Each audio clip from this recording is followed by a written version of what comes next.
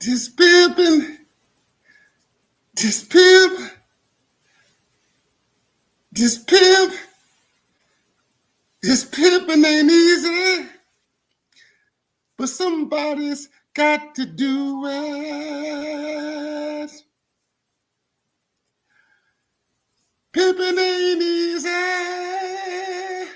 but somebody's got to do it. This pimping is a way of life. That's what it is. You got to understand, it's all about business. Somebody got to do it. It ain't easy. What's going on? Pimping ain't easy, baby. But somebody got to do it.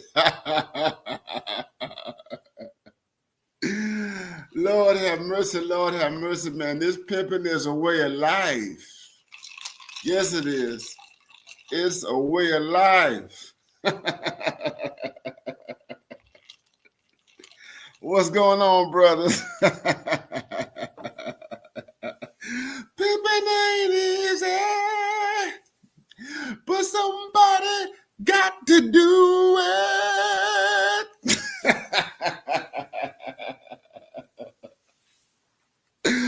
Pimping ain't easy,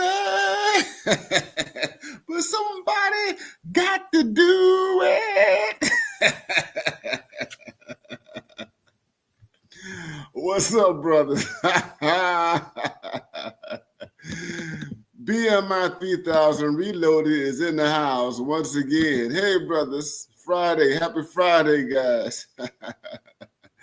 Hey, F. Holiday, man. Good to see you. Good to see you, man.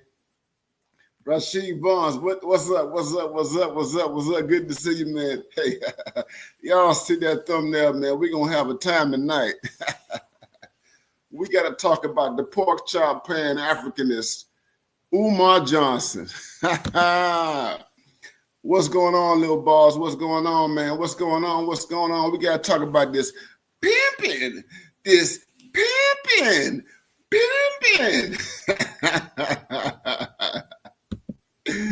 Because y'all know Umar Johnson, man. He is the super pimp. Umar Johnson is the pimp supreme. What's going on, Crazy Corner? Hey, man, I miss you too, man. I miss all you brothers. You know, I'm back. I'm back in the place, man. I'm back in here, man. I thought that retirement was just gonna take me out, but you know what, brothers? You know, I got this bug in me, man. I got this ism that has to come out, man. You know what I'm saying? Yes, sir. What's going on, Prince Zachary? Good to see you, man. I ain't seen you in a long time, man. Good to see you. What's up?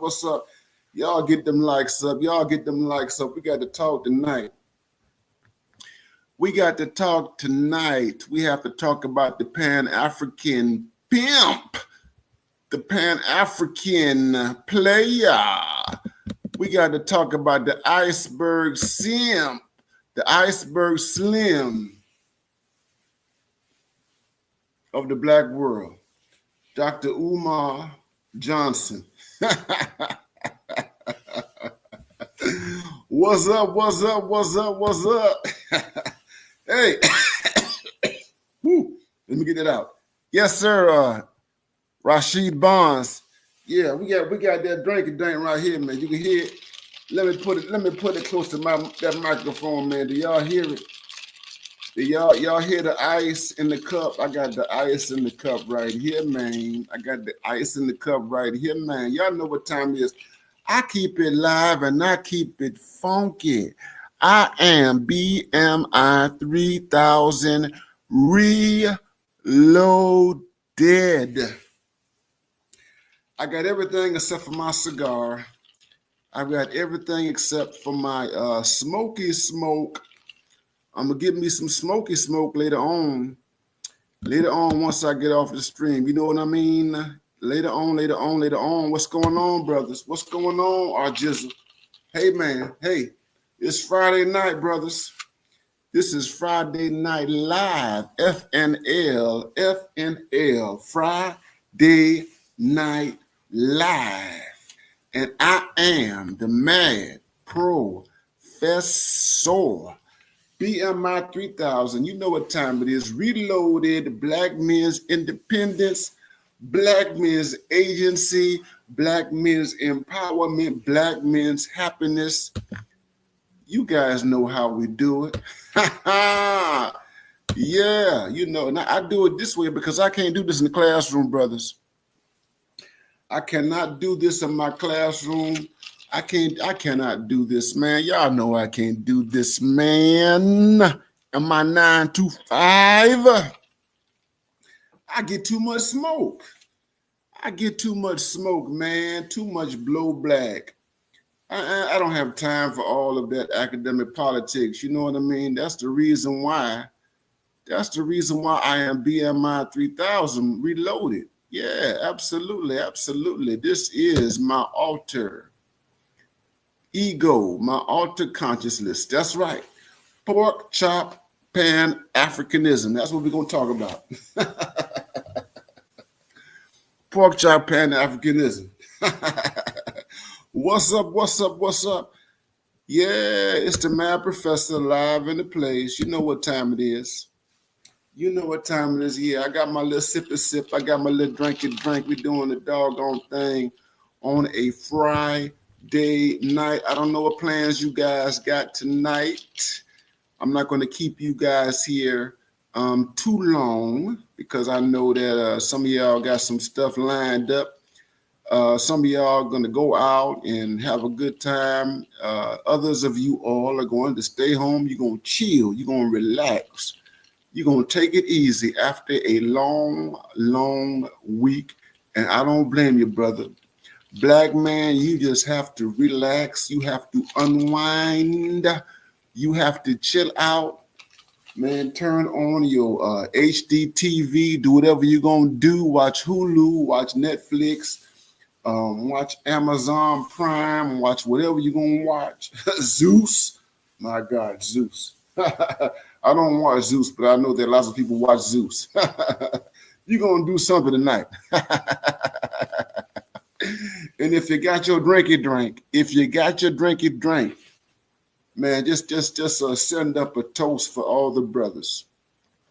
Send up a toast for all the brothers. What's going on, G-Rock? Good to see you, man. Good to see you. Yeah, man. Yeah. Gundam Natapo Zero. I hope I got that right. You're doggone right. The Pork Chop Pan Africanist. That's right, man. Unwind. Passport OG is in his house. Yes, that's right, man. Unwind and have a pork chop. Pork chop. Have you a big old fat pork chop. Get you a slab, man. Get you a nice slab. I had me a slab earlier this week. I typically don't eat pork. I'm not a pork guy. And I don't eat pork, it's not for religious reasons. You know what I mean? I'm not kosher. I'm not Jewish. I'm not Muslim. I just don't consume a whole bunch of pork. But every now and then, man, I'm going to have me a piece of pork. Hell, I was at the deli the other day, and there were some sisters cooking up at the deli. They had big slabs of pork, humongous slabs of pork, and I hadn't had pork in a minute. And I asked her, I said, what kind of slabs you have? Are these beef ribs that you have right here?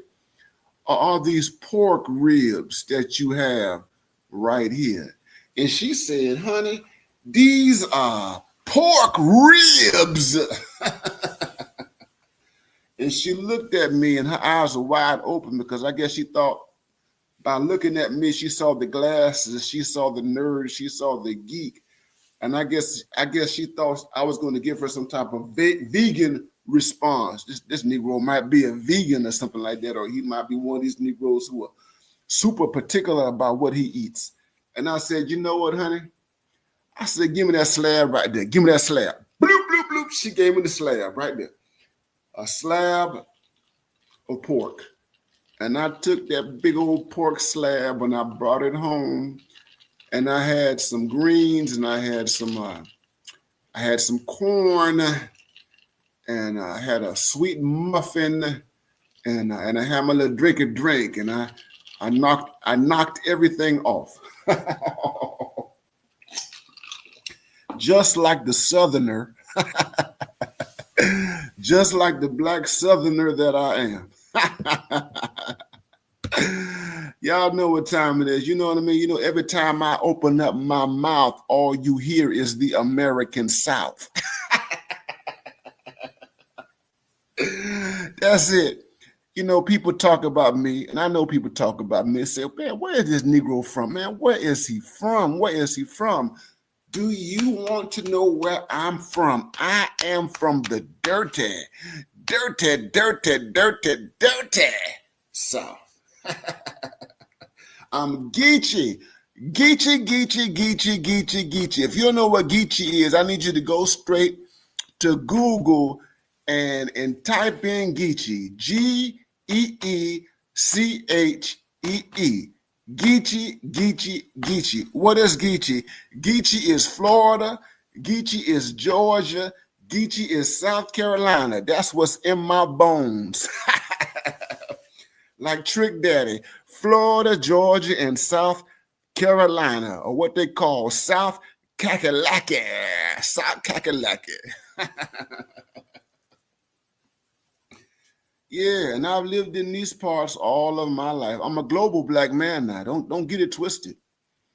Don't get it twisted. I am a global black man. I travel the world, baby. That's right. Yeah, I travel the world, baby. Canada, Jamaica, South America, doggone it, Africa, Europe, God doggone it, Amsterdam, France, Lord have mercy, the United Kingdom. What are you talking about, man? I travel the doggone world. Yeah, Gambia, Senegal, Uganda, baby. Oh my God, Kenya. Jesus, Kenya. And I am trying to make my way to Tanzania. And before I die, I'm going to try to find my way to as many countries in Africa as I possibly can, as many in the 54 countries on the continent of Africa. I'm going to do everything that I possibly can. Oh, and I can't forget Europe. You know what I'm saying? All my boys are telling me about Germany. Germany. That's right. Berlin, Munich, Hamburg. Wait till I get to Germany.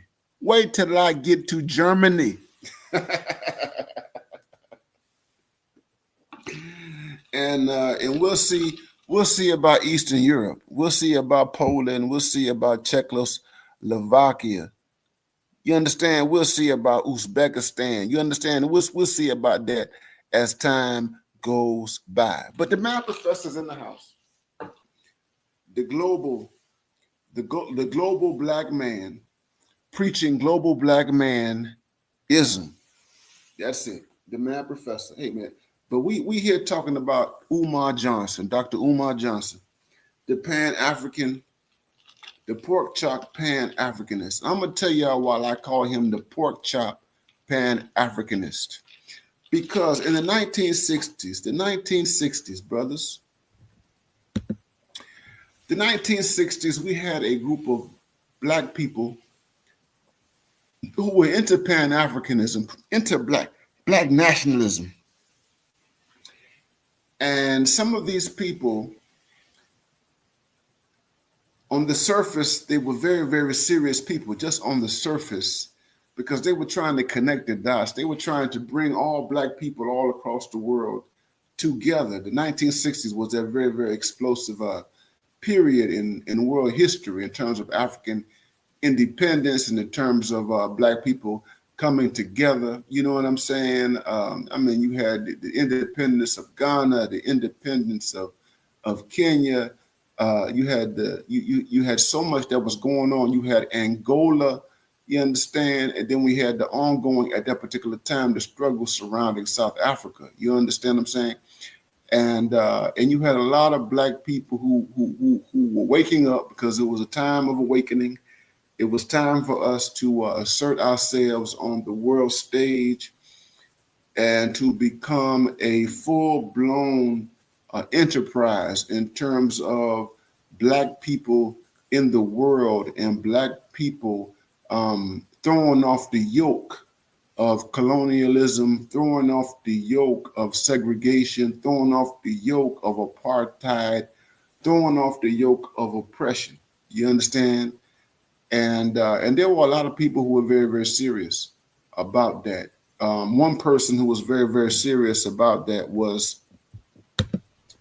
Kwame Ture. Kwame Ture, better known as Stokely Carmichael. He was a very, very serious man. He was a Trinidadian, a man who grew up in New York City in the boroughs. He came from the Bronx, hardcore Black man, activist, charismatic, went to Howard University. Kwame Ture went down to the South. He was in the Mississippi Delta. He was fighting and struggling with Fannie Lou Hamer. And Kwame Ture, he went to jail. And this is fact. You can look this up. Kwame Ture went to jail 27 times. Kwame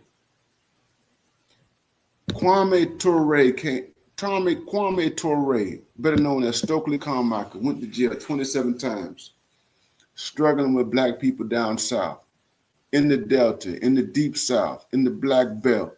You understand, trying to throw off the yoke of Southern white supremacy, trying to empower Black people, empowering Black people through the franchise, the vote. But Kwame Ture was not just interested in the vote. Kwame Ture was interested in something that was much bigger. You understand? And Kwame Ture wrote a book alongside with a Black political scientist by the name of Charles Hamilton called Black Power, a blueprint for Black liberation. And that book came out in the mid-1960s. And these were the people who popularized the idea of Black power. It's not enough for Black people to vote. It's not enough for Black people to have constitutional rights, but Black people need to have a piece of the American pie. And they did not use the language of reparations at that particular time, even though reparations had preceded them. Reparations was already in the air. Okay, so reparations. We can go back to the Reconstruction era. We can go back to Abraham Lincoln. We can go back to everything that happened in the post-Civil War era in terms of reparations. And Kwame Ture and Charles Hamilton, they understood that the Black situation was much deeper than not having the right to vote and not having the Constitution applied to Black people. It was about economic empowerment. It was about capitalism. It was about money, dollars, and cents, all those things. And Kwame Ture spent his entire life. Kwame Ture, let me tell you something about Kwame Ture. If you know anything about Kwame Ture was one of the most charismatic. He was one of the most aggressive. He was one of the most influential voices of that particular era. And Kwame Ture, he traveled the world. He went to Africa, spent lots of many years in Africa. And he was a hardcore Pan-Africanist to the day that he died in 1998. He was so hardcore in his activism that this man he gave up the possibility of cashing in and fame and all that kind of stuff, and he died. He died in 1998. He died of prostate cancer. He was dead broke, didn't have any money. He was destitute. He was a man who was under constant surveillance. The FBI had him under constant surveillance for the duration of his life. The CIA had him under constant surveillance for the duration of his life. He was perceived as a national security threat for the duration of his life. And he died, a broke man, a proud man, in 1998. Kwame Ture. You understand what I'm saying? He was a serious Pan-Africanist, okay? And I don't take anything from his legacy. And there are so many other people who were like him as well, you understand? But at the same time that you had people like Kwame Ture, you also had people who were not as serious. You had people who, you know, they were hustlers, they were charlatans, they were pimps. They took advantage of Black people by manipulating the emotions of Black Americans. They were no different from many of the ministers, the pastors that you found in the world of the Black church. No different from a lot of the Baptist pastors, preachers, no different from a lot of the Pentecostal preachers, no different from I would even say the African Methodist Episcopal Zion ministers, you understand, whose survival was contingent upon their ability to control the emotions of Black people. And these are people who, as we look back in time, in retrospect, were not able to really deliver anything tangible for Black folks, not really able to move the needle when it came down to the Black situation. And some of these people, you can find them, they were able to, you can find them in academia in the early days of Black studies. Some people have accused Malani Karanga. I don't know if you all guys know who he was, but Malani Karanga was a part of the early days of Black nationalism, Pan-Africanism, and Black studies in the United States. He's a mixed bag. This brother is a mixed bag. He went to war with some members of the Black Panther Party, and it didn't end well. It did not end well. He tainted his reputation in the early 1960s in terms of him going to war with members of the Black Panther Party. And people like that were titled back in those days pork chop Black nationalist, pork chop Pan-Africanist, because there was a question as to how serious they were about the whole idea of Black liberation. What's up? What's up? What's up? What's up? What's up? What's up? Yeah. So we have this situation here, brothers, where you have these people, I'm going to say in particular men, who are very, very charismatic. They're very, very good at psychology, Black psychology in particular. They talk a good talk. They have lots and lots and lots of games. Let me tell you something, or shall I say this? Let me back up and correct myself. They have lots and lots and lots of game.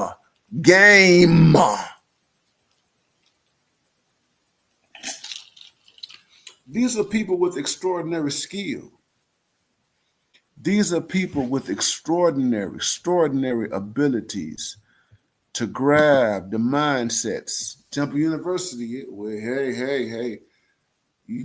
Temple University is one of the centers of Black studies in the U.S. I'm not going to down Temple University. Temple University, produced Malefe Asante, I'm not going to call Molefi Asante the father of Afrocentrism. He is the father of Afrocentrism. He is not, I'm not going to call him a pork chop nationalist.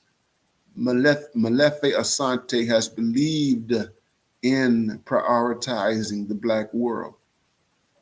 Afrocentrism, which he created in the 1980s and he pushed forward in the 1990s, Afrocentrism is a important contribution to understanding the situation of Black people in the world. It is not a perfect paradigm. It has its flaws. It has its limitations. But I'm not going to say that Molefi Asante, who has spent many, many decades, he's an old man now. He's an old man, Molefi Asante. If he's not in his late 70s, he's in his early 80s or what have you. You can Google Molefi Asante here on YouTube, and you can see videos of him talking about his perspective. So I'm going to exclude him from this conversation because Molefi Asante has always been a very, very, very, very, very serious individual. Very, very serious individual. Okay? And then, thank you, Christopher Clipper. Good to see you, Christopher Clipper. There is San Francisco State University. I can't forget them. Thank you for the reminder. Thank you for the reminder. San Francisco State in the 1960s was a very, very important site for the study of Black people in America in particular, and Black people all across the world. You had the late, great Robert Staples, who was a pioneer in Black studies. He was a pioneer in the study of Black men, a pioneer in the study of Black men. And he was a sociologist. He was a Marxist, an anti-capitalist who came out of that paradigm and what have you. Wrote many great articles on the Black family. The stuff that Robert Staples wrote, especially during the 1980s, still important. I used his work. As a matter of fact, I cite his work in my work. And then you had Nathan Hare, you had Julian Hare. Nathan Hare in particular, who was also a sociologist, who was a pioneer. He was at San Francisco State. You had a lot of Black people in the 1970s. And these people, they were very, very critical of feminism, Black feminism in particular. These were people who were very, very concerned about the future of Black families, Black family structures in the United States. And in fact, in my own book, Nathan and Julia Hare, they put together a book way back in 1984 called The Endangered Black Family.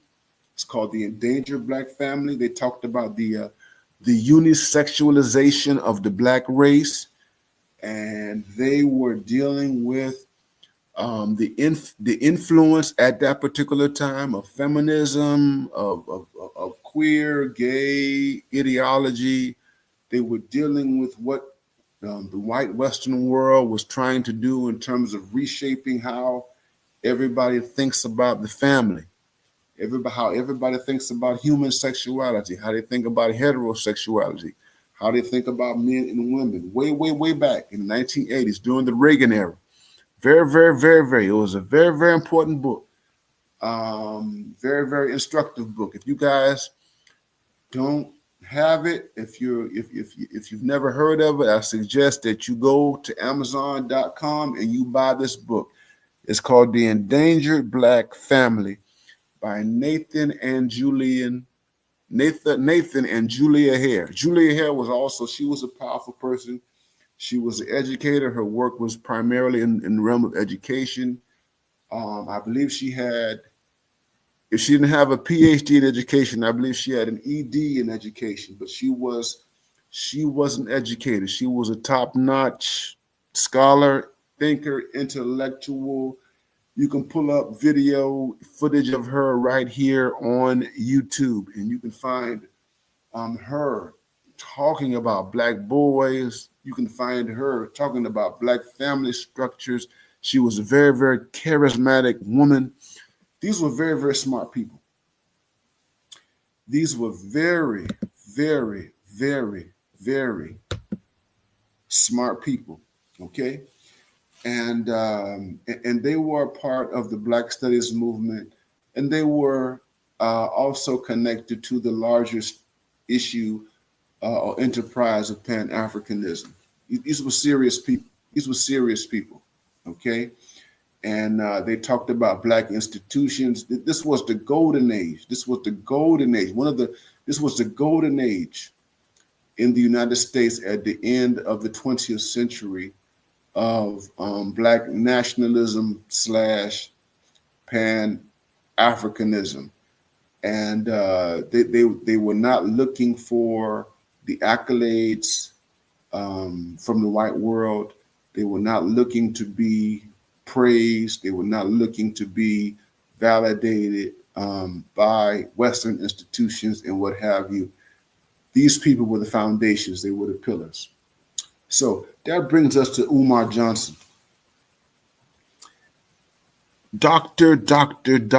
Umar Johnson, who I'm calling a pork chop Pan-Africanist.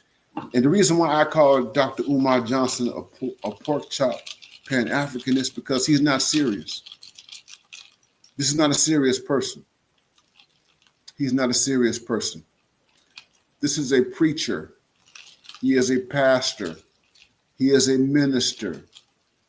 He is a motivational speaker. Dr. Umar Johnson is a psychologist. I'm going to give him some credit here. He is a master psychologist. He understands the psychology of black people. I'm going to tell you that much. He understands the psychology of black people, and his understanding of the psychology of black people works to his advantage. Very, very charismatic. Very, very, very, very in tune to the emotional condition of black folks, particularly black American women.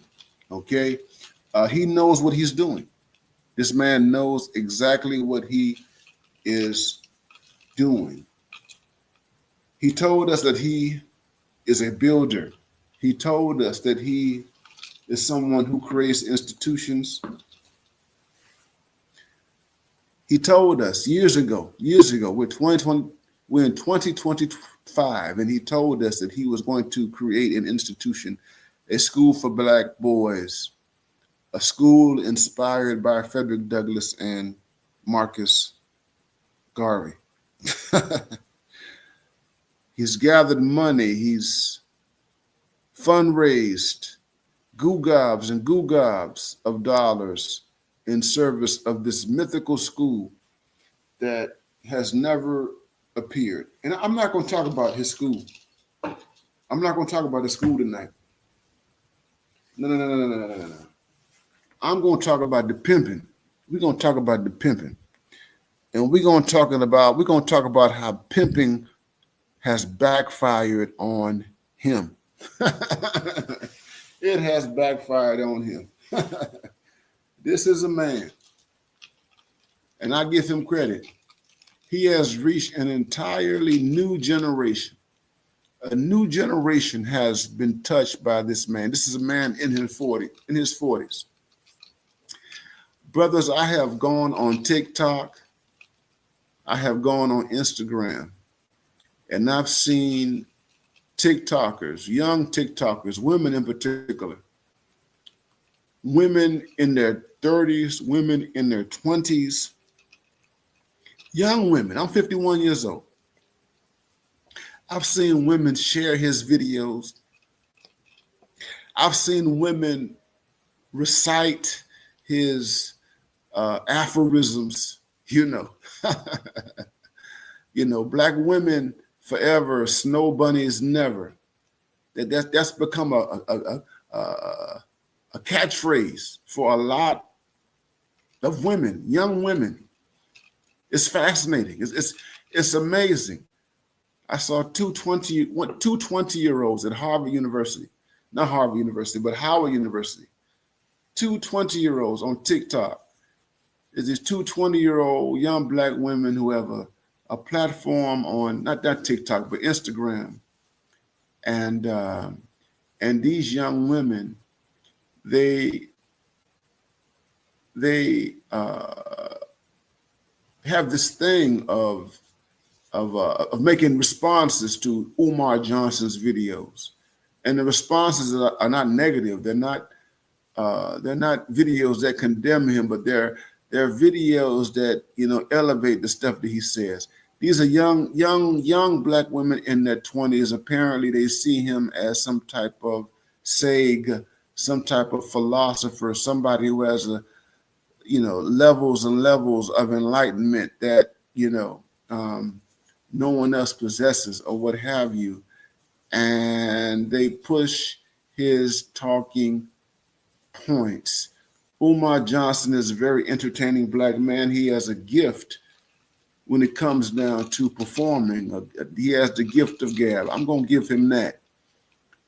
He has the ability to keep people's attention. He has the ability to keep people watching him. He is a consummate entertainer. That's who Umar Johnson is. He is a consummate entertainer. What's going on, Machismo TV, man? Good to see you. Good to see you. Good to see you. I am BMI 3000 Reloaded in the house. Y'all be sure to like the stream. I'm chilling. It's Friday night. I got my little drinky drink, and I'm talking to you guys about the Pan-Africanist Umar Johnson, the pork chop Pan-Africanist. Pimping.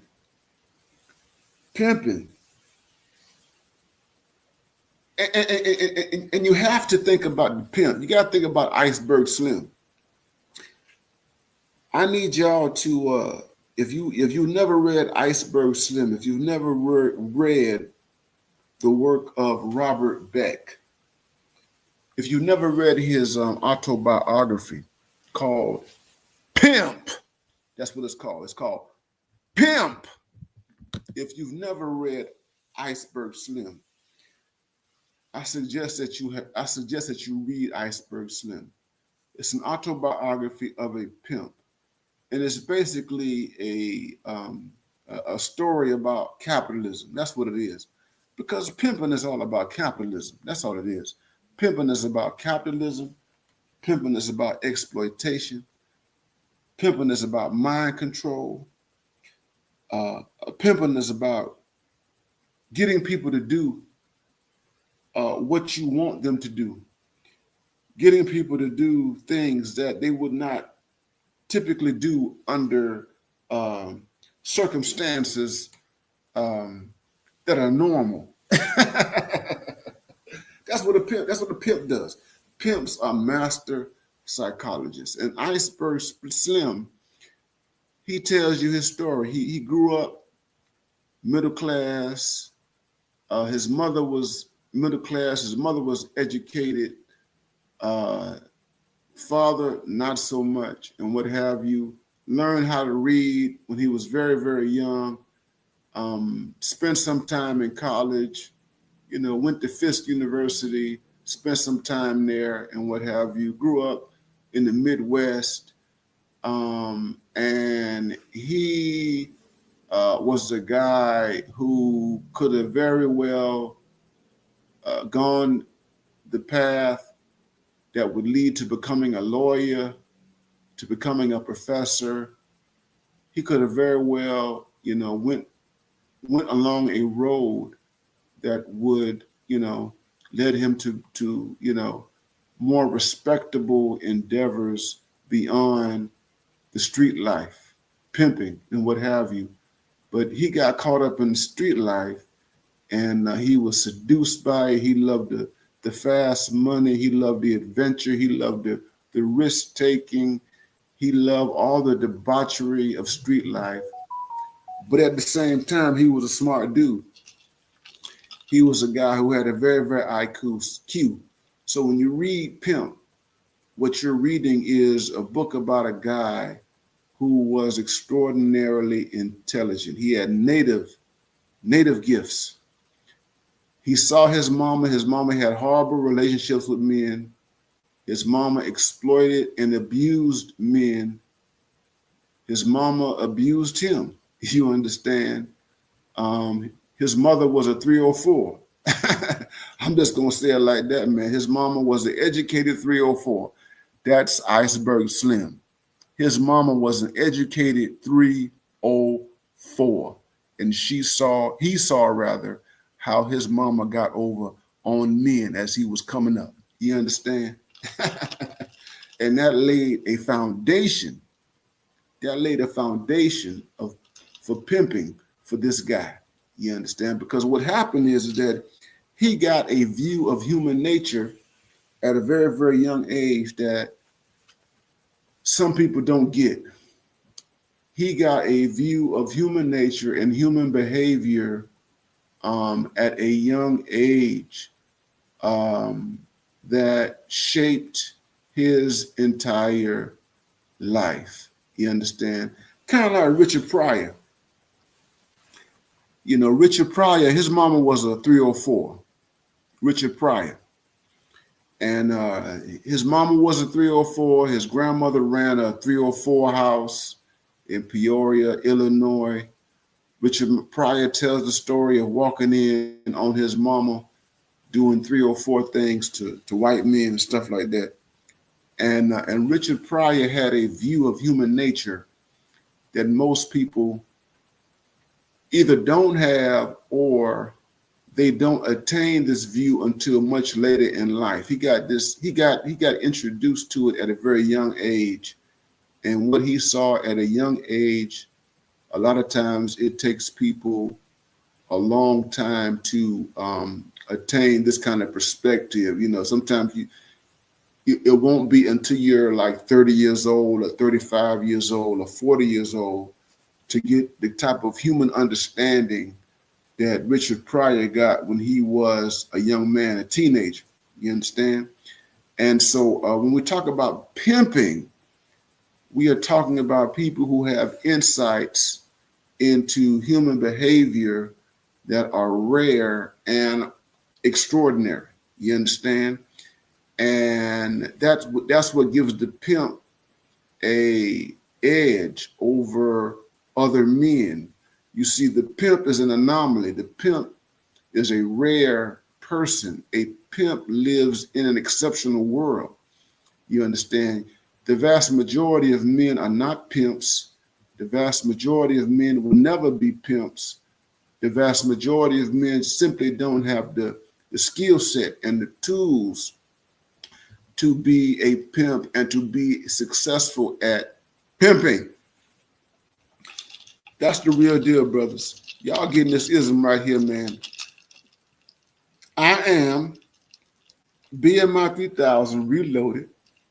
BMI 3000 reloaded, and we are talking about this pork chop Pan-Africanist by the name of Umar Johnson, and I'm laying the foundation right here. I'm laying the foundation. You understand? Because what we're talking about is pimping. You understand?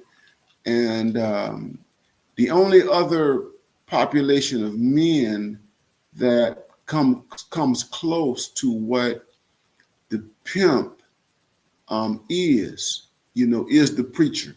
It is the preacher.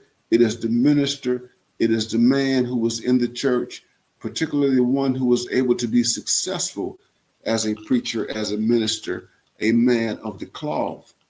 Because preachers, similar to pimps, they are privy to the vicissitudes. They are privy to the paradoxes.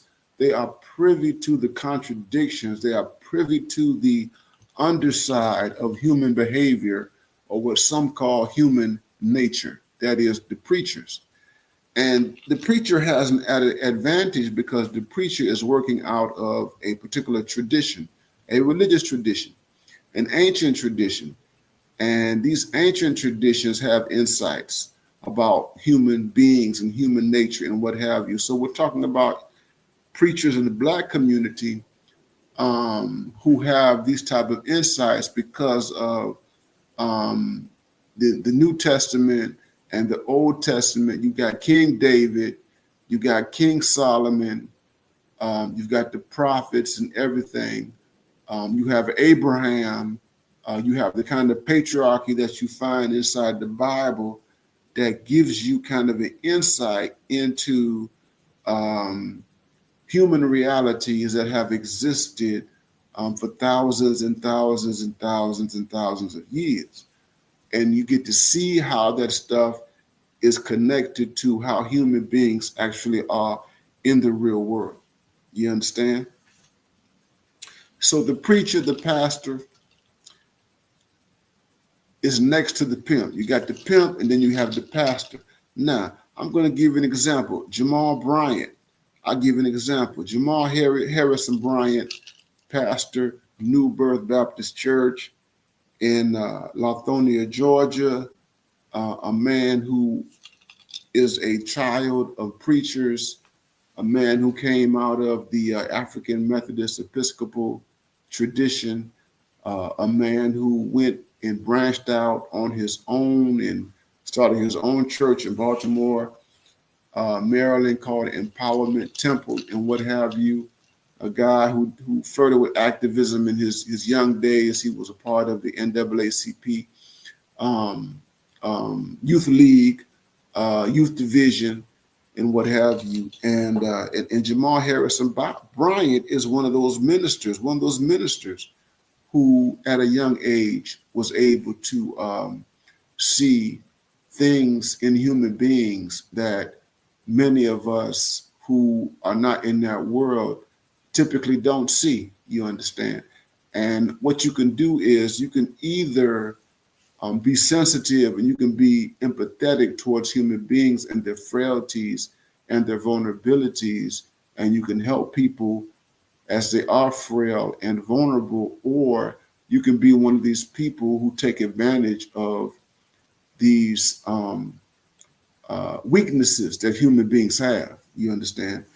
And Jamal Harrison Bryant happens to be one of these guys who kind of vacillates between the two.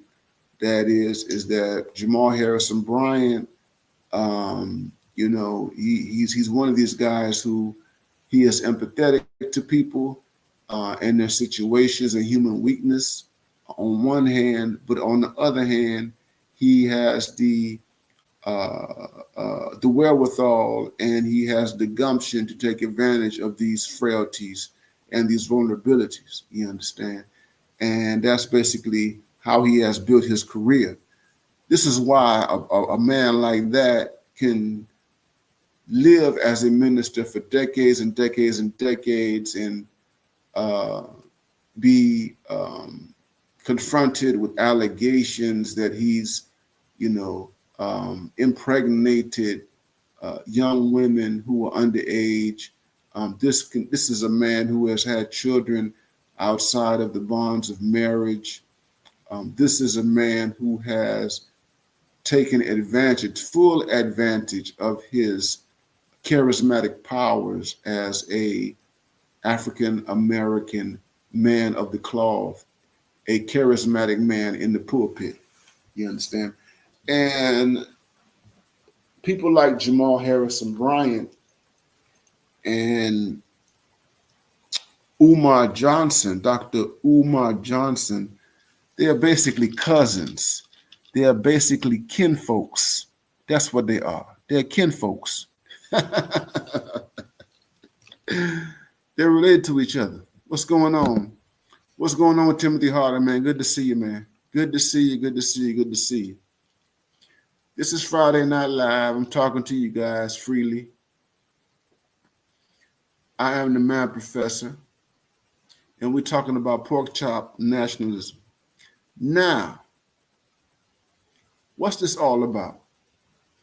Umar Johnson has been exposed. He's been exposed. He's been exposed in a major, major, major way.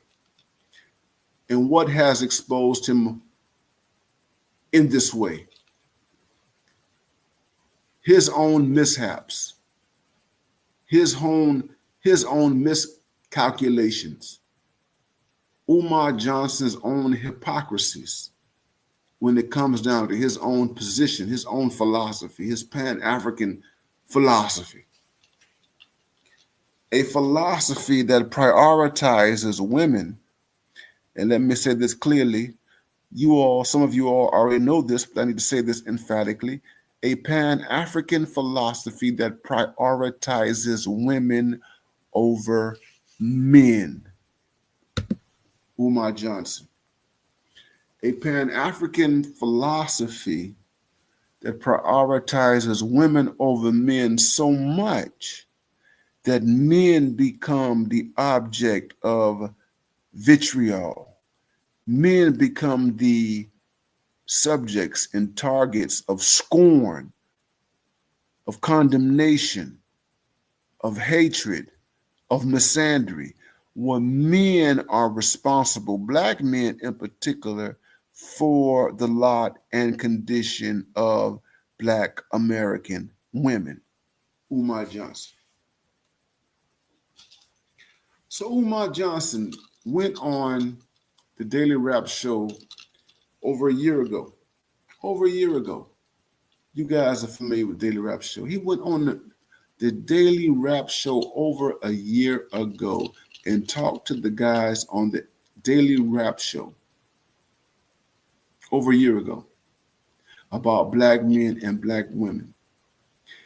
And Umar Johnson, in his conversation with these young guys, intelligent guys in their 30s, okay? Umar Johnson condemned Black masculinity. He condemned the heterosexual Black men. He basically said that Black men are the culprits. Black men are responsible for the condition that Black people are in the United States because Black men are inept. Black men are apathetic. That Black men have no investment in Black liberation. That Black men are problematic. That Black men should be subject to perpetual rebuke. This was Umar Johnson. That Black men need to step up. We need to take care of these single mothers. We need to take care of children that don't belong to us, children that we have not sired. We need to be stepdaddies, that sort of thing, to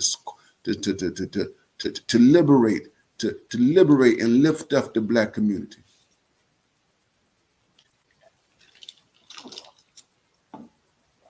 And this is a man, this pork chop Pan-Africanist,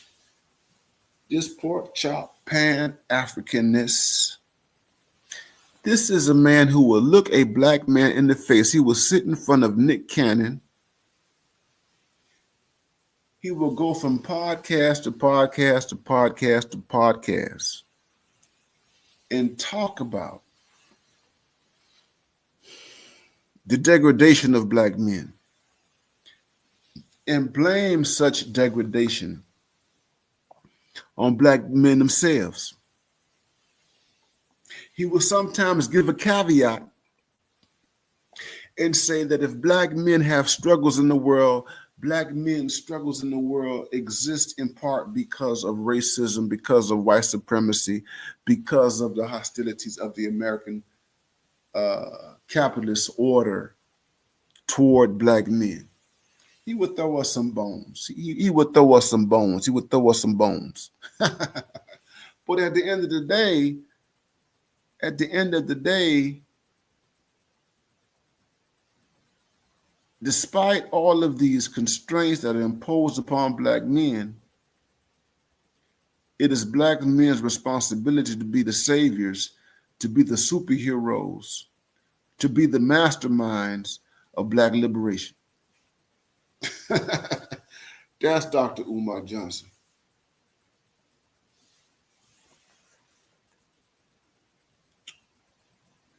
And here we are in 2024, and Dr. Umar Johnson the pork chop pan Africanist, the man who has not given us a school. When I say us, because he says us, that's what he says. He says us. When he talks about black people, it's always us. When he talks about black people, he talks about black people as a family, as a global family. So this is not just his school, this is our school. It's our school. This is our school that he is building.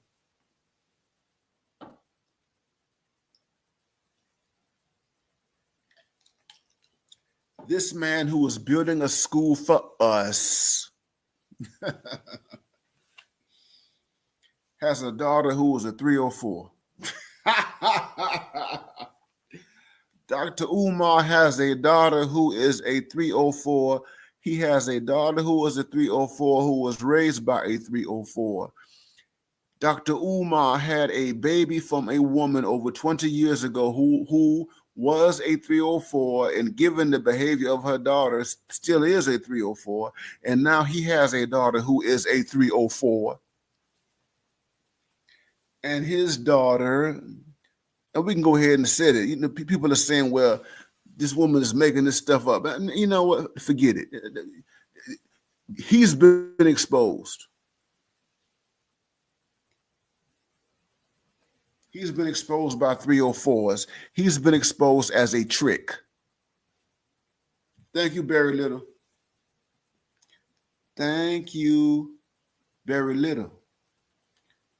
Dr. Niels, salute in the chat. More of the story. No good simping goes unpunished. Yes. No good simping goes unpunished. His daughter is presenting, yes, Lil Boss, his daughter is presenting herself as a 304. And the reason why I say that she is a 304 is because 304s have no moral code. They have no moral code whatsoever. 304s do not stand for anything. 304s have no center whatsoever. 304s have no commitments to anything. That's why I call her a 304, because what Umar Johnson is experiencing right now is what any black man can experience after he has implanted a woman, after he has imprinted a woman, after he has put himself into a woman in some kind of way, and that woman betrays him. That's why I call her a 304. A 304 will betray you. 304s have no code whatsoever. And what makes it deep is the fact that she is biologically connected to him. She's connected to him biologically.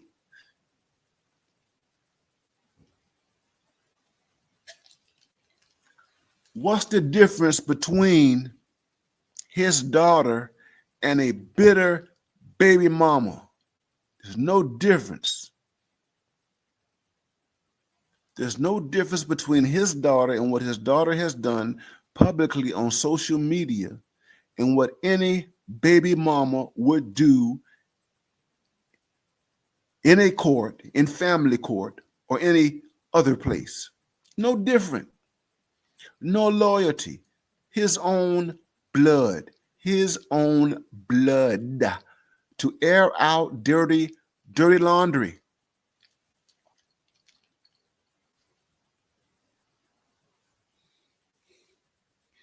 His dirty laundry has been aired out all over the internet. The other thing about it is that what makes her a 304 is that she is a kind of 304 who is longing for A daddy, a daddy, a daddy. You see, what you guys don't, here's some, here's where the pimping comes in, and the pimping psychology comes in, and pimping philosophy comes in. You see, what you got to understand about the 304, even in all of her treachery and even her inability to be loyal and committed to anything, the 304 has a deep, deep, deep, deep, deep longing for a daddy. You see, these 304s, many of them, if not all of them, have deep-seated daddy issues. The 304, they got daddy issues. Their daddy was not there. Their daddy abandoned them. Their daddy never lived up to all of their expectations. They became resentful towards their daddy. And what happens is they take all of that resentment out, not just on their daddies, but they take their resentment out on men in general. Men in general. You see, this goes back to the pimping thing. That's why I said that pimping ain't easy. Pimping ain't easy. You see,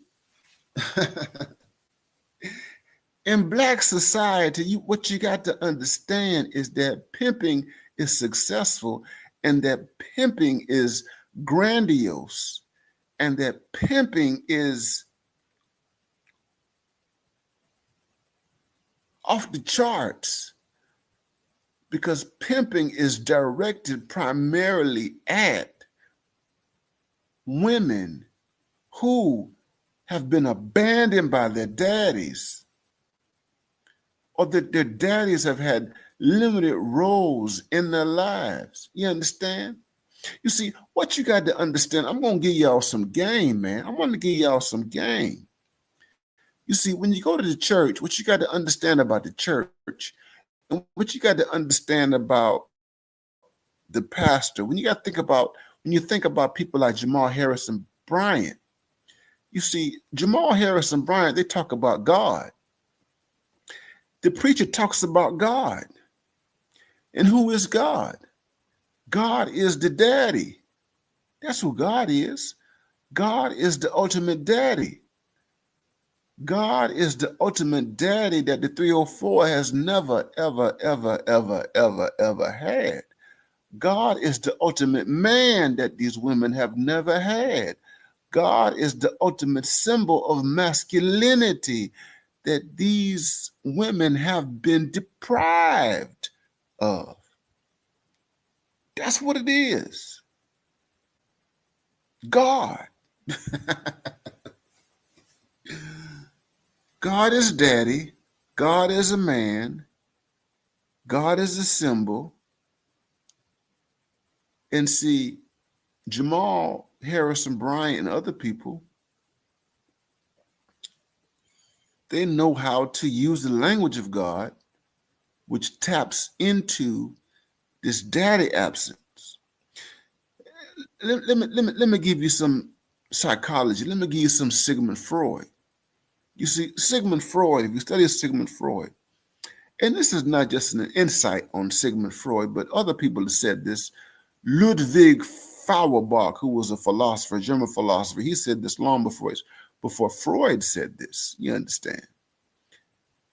And these people basically said that human beings, and these are Western philosophers, so you're going to take them so far that, human beings have this infantile need for something that is bigger than them, a protector and a provider and what have you, and we call it God.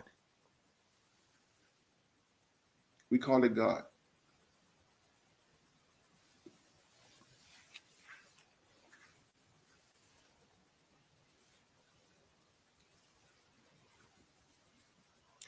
God is the ultimate daddy figure.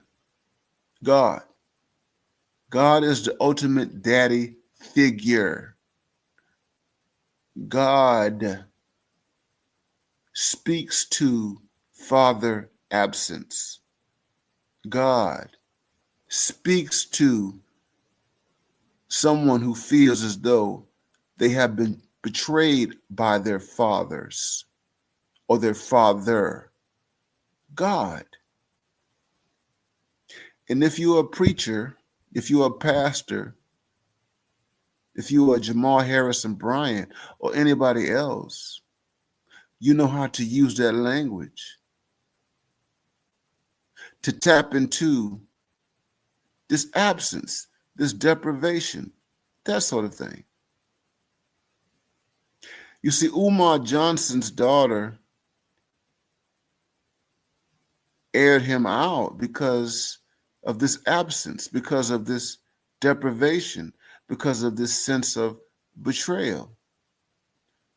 She's lacking this God image, this God structure, this God power, this God presence. And she is articulating it right now. And see, here's the thing is that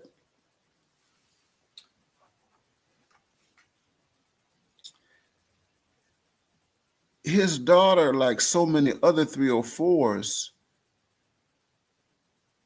is confused. His daughter, like so many other 304s, they crave this daddy and they hate this daddy at the same time. They crave the daddy and they hate the daddy at the same time. They crave the daddy and they hate the daddy at the same time. That's what it is.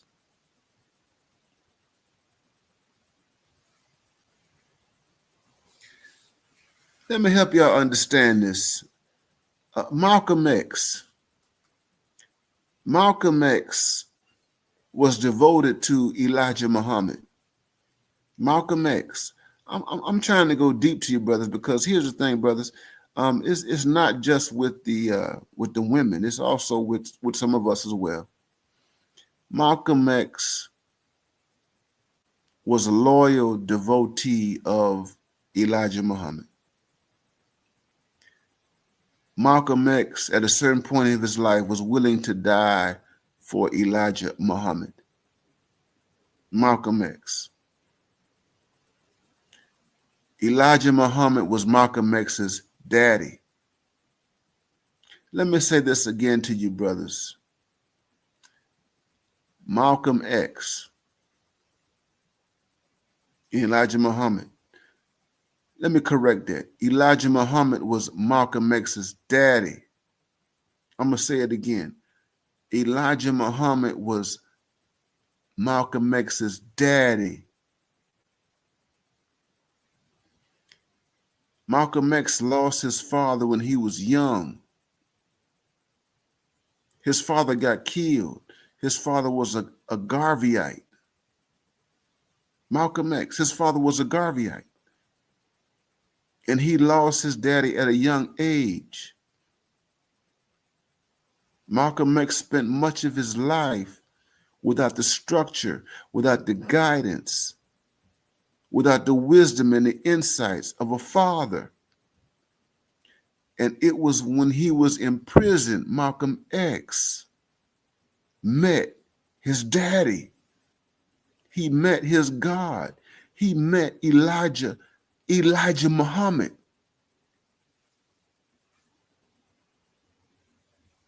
There was something missing from Malcolm X's life when he met Elijah Muhammad. And Malcolm X had to struggle with the daddy absence.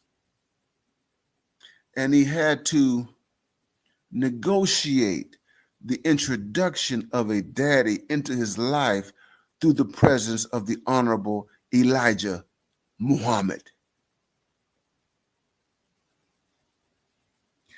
And what happened when Elijah Muhammad failed Malcolm X? When Elijah Muhammad did not live up to his expectations, when Malcolm X discovered that Elijah Muhammad was sleeping with underage girls, when he discovered that he was impregnating them, that is Elijah Muhammad, when Malcolm X discovered that this man, this elderly man, was having babies all over the place with teenagers within the nation of Islam that completely turned his world upside down.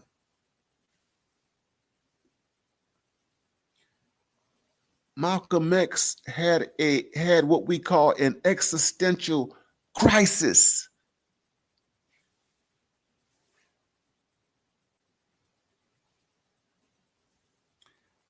And instead of Malcolm X dealing with Elijah Muhammad's behavior in-house within the nation of Islam, Malcolm X made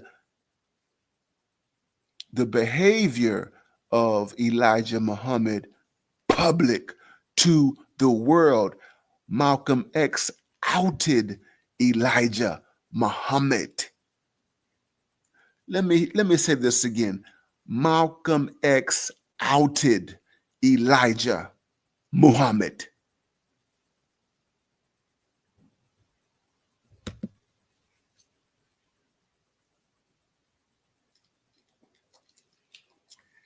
And Malcolm X outed Elijah Muhammad because he felt betrayed by Elijah Muhammad. Because he realized that he had bought into a myth. His daddy, Elijah, had failed him.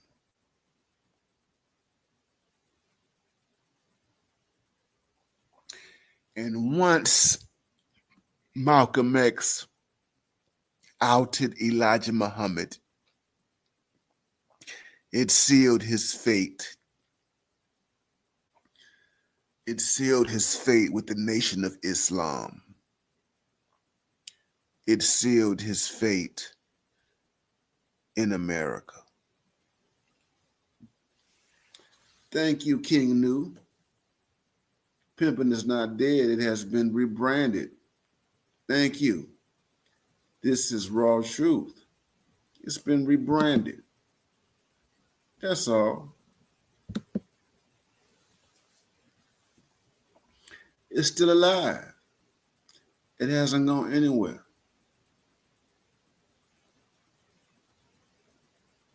This man has condemned us, black men. His whole ideology is in disarray right now because his own daughter. His whole ideology is in disarray because of his daughter, who is a 304. Yes, I said it. His daughter is a 304. She's a 304 who's looking for a daddy.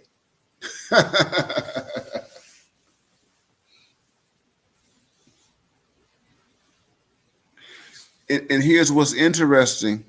His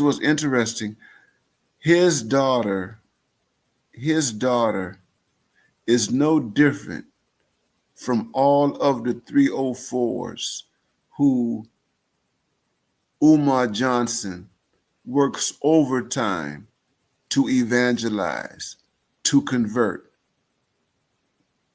I hope y'all get this, that Umar Johnson's daughter is no different from all the 304s who he been trying to save all these years.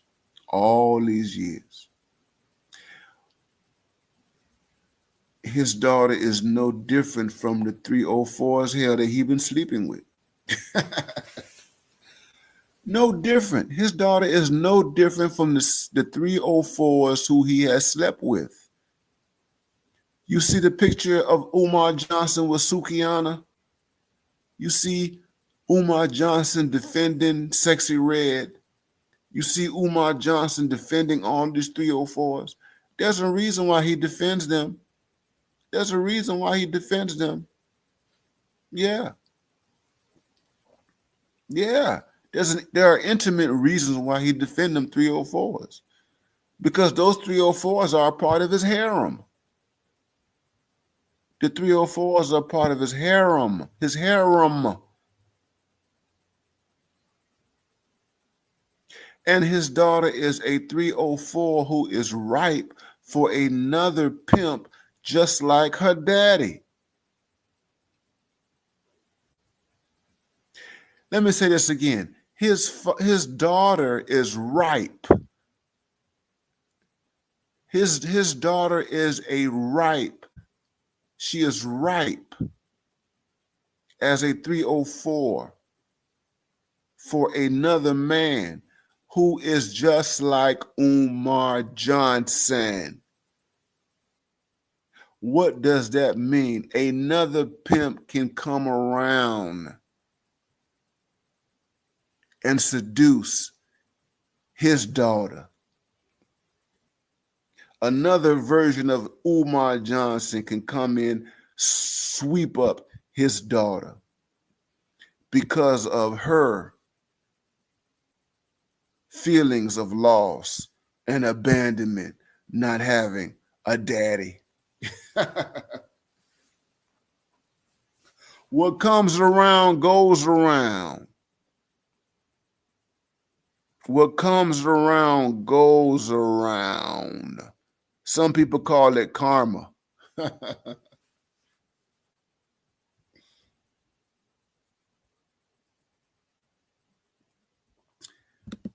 Yeah, brother, that's that pill for you. Yeah, that's that dark pill. This is the black pill for you, brothers. This is what it is.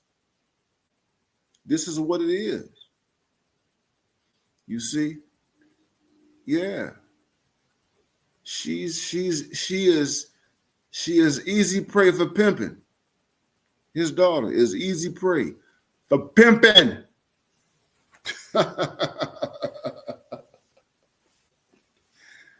And it all goes back to the daddy. If everything is true that this woman has said about her daddy, it all goes back to the daddy. It's a cycle that never ends. It never ends. Oh, and I'm not gonna exonerate the mama. We're not gonna exonerate the mama. The mama is very much in this. The mama is very much in this. But this is what I call pork chop. This is pork chop Pan-Africanism, brothers. This is what it is. And he takes this pork chop Pan-Africanism all over the world. He takes it everywhere. The last I heard, he was in Sweden. He was in Sweden. Sweden. Talking to black people, talking to Africans in Sweden, talking to Caribbeans in Sweden. Sweden, you know. Black queens forever, snow bunnies never, all that kind of stuff. He all over the world doing that.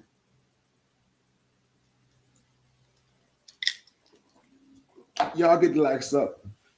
This is BMI 3000. BMI 3000. Y'all get them likes up. Y'all get them likes up.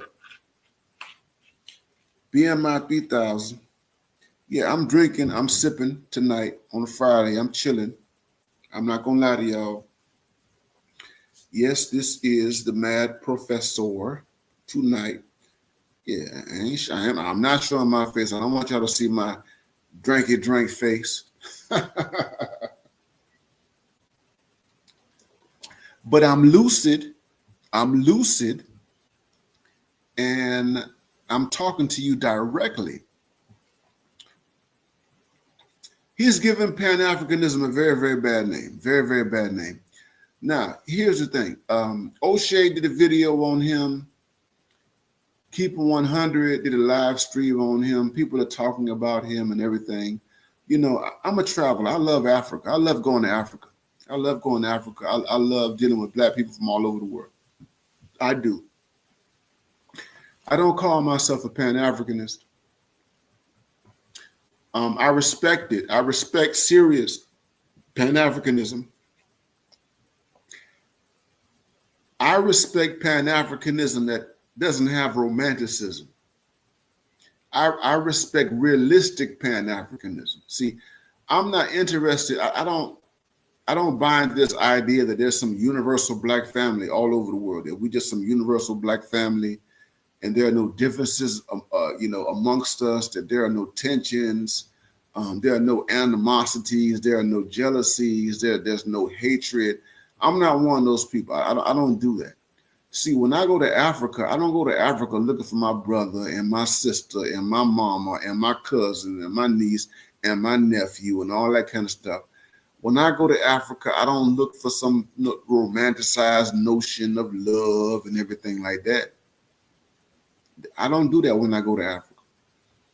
I deal with Africans as they are. Now, I love the fact that I'm around a bunch of black people, and there are a lot of good people in Africa. In the African countries I've been to, I've experienced a whole bunch of hospitality, a whole bunch of kindness, a whole bunch of friendship and friendliness and all that kind of stuff. And that's why I continue to go back to Africa. But I don't go to Africa thinking that somehow or another there's some kumbaya waiting for me over there. That ain't the case. You see, that's what I mean by not romanticizing Africa. I don't romanticize. You see, they have their own tensions and problems over there. They have their own conflicts over there amongst themselves. You see, so if you go to an African country and you got Africans within one particular African country who can't get along, if you go to Nigeria and you realize that not all Nigerians in Nigeria get along, all Nigerians do not get along, then you understand that it makes no sense whatsoever to romanticize any African. And the same is true for Senegal and Ghana and South Africa. Oh my gosh, South Africa. Yeah, you realize everybody don't get along. You understand? So I don't deal with this romanticism. Now, we black, we got the same skin color and all that. And yes, can we build together? Can we do things together?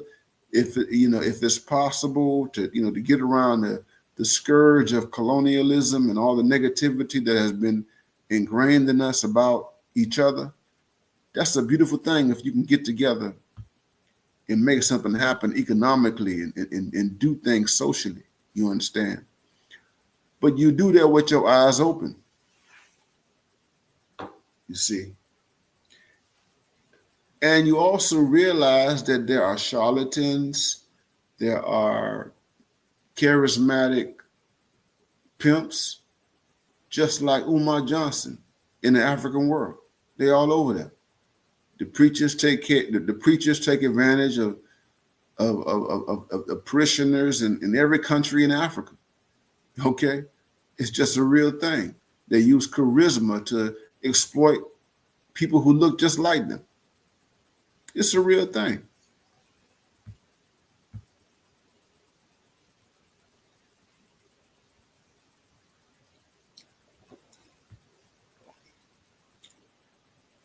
Black men don't get along. Yeah, black men. We don't get along in Africa. Black men fight each other in Africa, just like black men fight each other right here in the United States. You understand? And the black women, all of them don't get along in Africa, just like black women don't get along here in the United States. You understand? You got single mama, baby mama stuff going on in Africa right now. You got single mother, baby mama stuff going on in Africa, in African countries right now. The country that I've traveled to the most, Kenya, got the highest rate of single mothers in Africa. The highest rate. Kenya leads Africa, the entire continent of Africa, in terms of single mothers, single motherhood, baby mamaism, and baby daddyism. Kenya got doggone it. Now, it ain't quite, there's some differences between Kenya and the United States, but Kenya got their stuff. They got their own baby mama drama going on over there and baby daddy drama going on over there. You understand?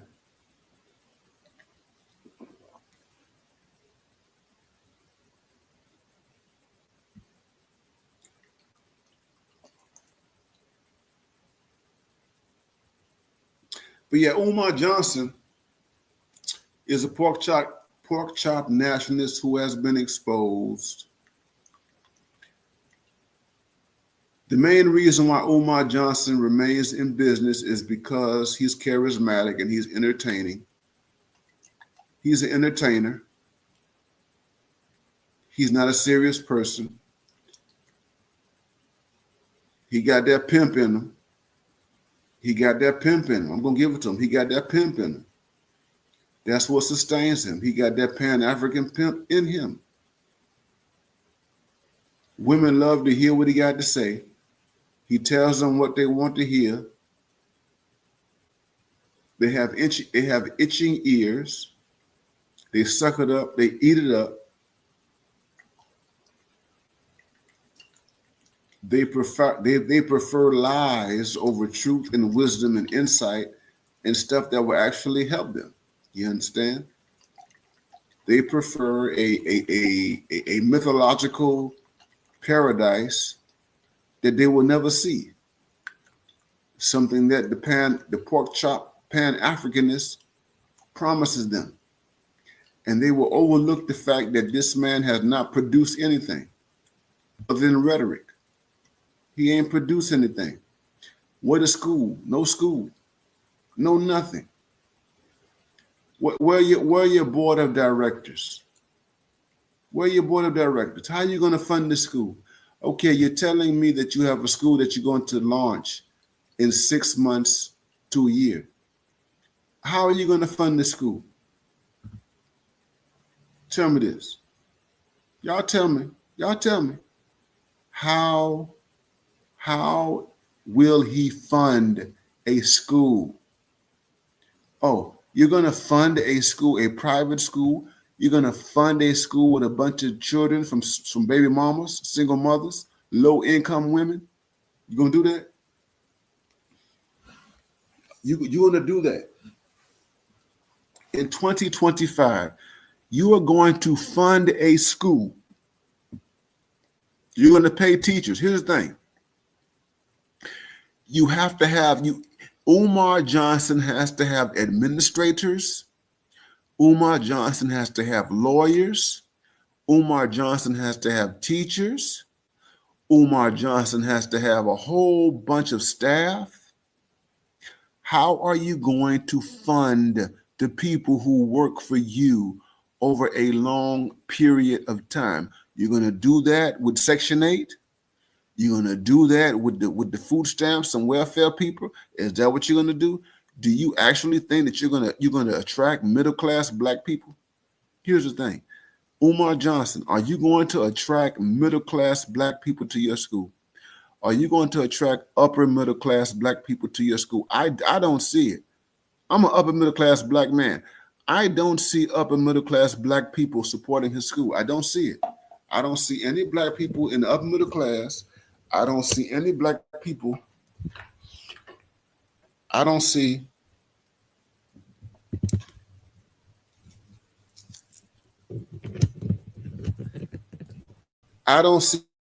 any black people in the middle class supporting his school. I don't see him. I don't see black people who are lawyers, who are professionals, engineers, business people. I don't see them supporting his school. What you gonna do? How you gonna fundraise? How you gonna keep resources in your school for 10 years, 15 years, 20 years? What you gonna do? Have chicken? You gonna do what the churches did in the past? The churches had chicken dinners. They would have fish fries after church. That's what they would have. They would have fish fries. They would sell chicken in collard green plates and that sort of thing. Is that how you gonna fund your school? How you gonna fund it over the long term? Honestly, I don't see any serious black people.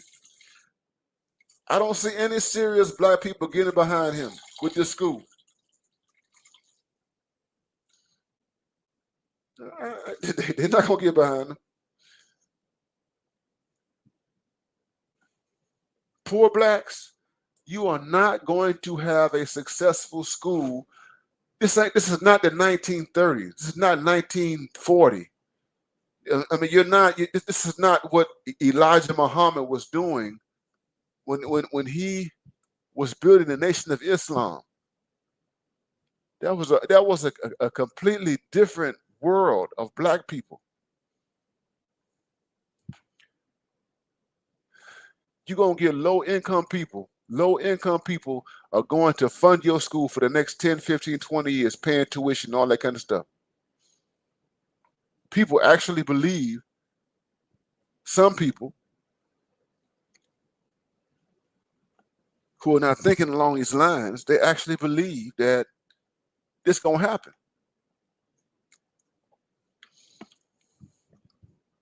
You're gonna build a school based on the income of baby mamas. No middle class. No middle class. You're not going to have a sustainable private institution without the middle and upper middle class. It ain't gonna happen. And I don't see any middle and upper middle class black people taking you that seriously.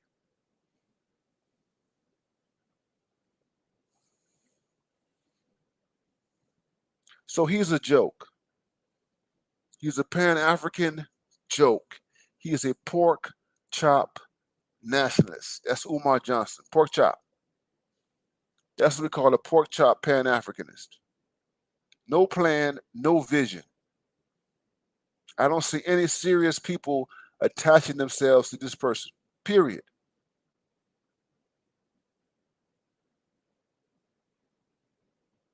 You understand?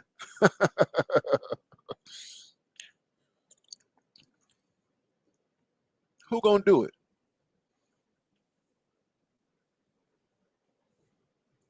No, this, and I'm not mocking him. I'm being serious. I don't have any kids. I'm not married. But if I had children, I would not send my children to a school, a sketchy school organized and ran by some pork chop Pan-Africanists. I'm not doing it. And I'm not going to be paying no tuition, not knowing about we haven't even talked about being accredited. The schools have to be accredited. They got to be certified by whatever state the school is located in. You got to have a team. You got to have an entire army around you. You have to have a major organization and infrastructure. Who is your board of directors? You see, these are the sorts of things that people don't talk about. Just pork chop.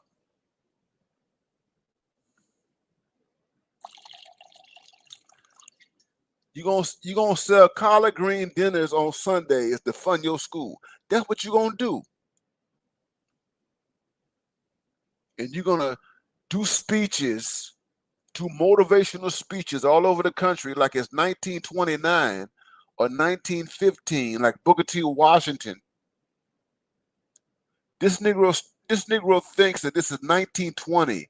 Booker T. Washington had to run all over the country and do speeches. Booker T. Washington, when Booker T. Washington was running Tuskegee, he had to run all over the United States and do speeches in order to raise money for his school.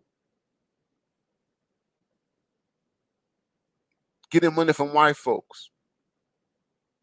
White folks, not black folks, white folks. Because white folks primarily funded the Rosenwald Foundation. That's what funded Tuskegee. He had his hands in the pocket of Dale Carnegie. That's what funded Tuskegee. It wasn't the people in the cotton fields. It wasn't your lower class. It wasn't your proletariat.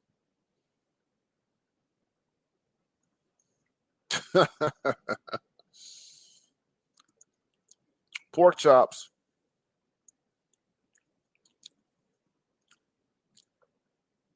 And this guy can't even manage his own life.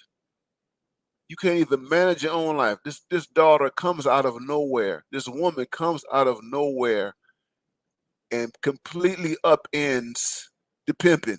That's what she does. She upends it.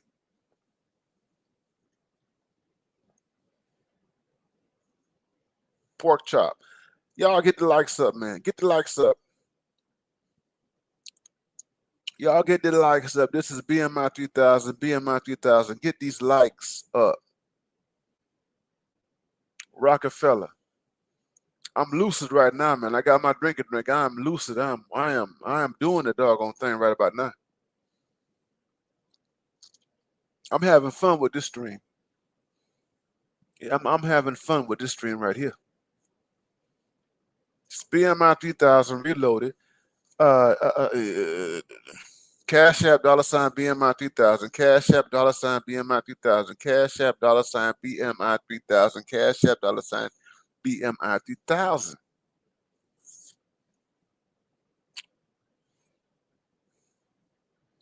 What y'all think about the pork chop Pan-Africanist, huh?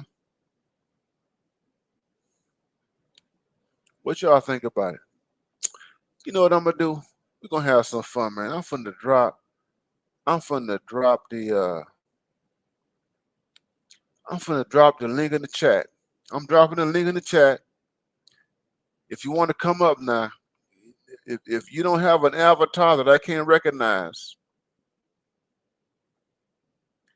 if you don't have an avatar, I'm not bringing you up. If you don't have an avatar that I don't recognize, if I can't see your face or whatever, if you just trolling or whatever, I'm not bringing you up. I got to be able to recognize you. I put the link, I'll drop the link right here. If you want to come up and you want to say something about this, if you want to speak on the pork chop Pan-Africanist pimp,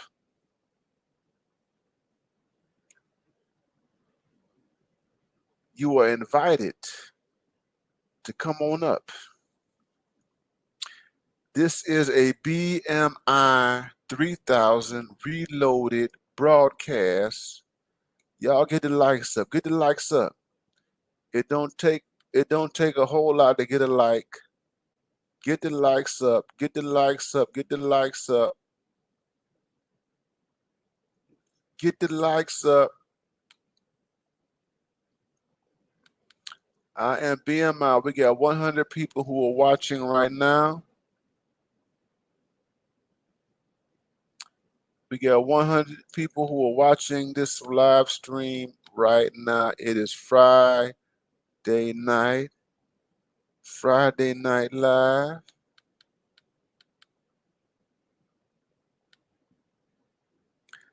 I am BMI 3000.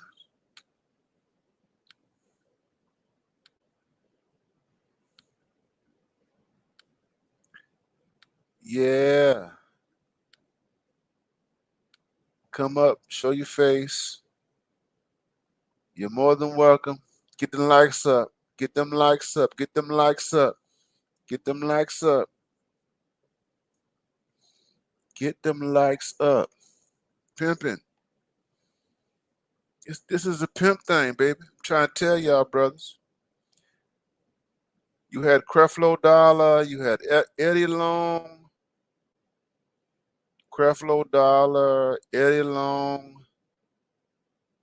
TD Jakes.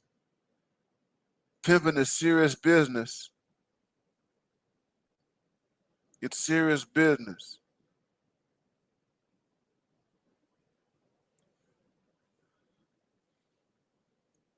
Serious business. Big business in the United States. And this man had the nerve. This man had the nerve to condemn black men. You know, I can't even keep track of how many kids he got. I can't keep track of it.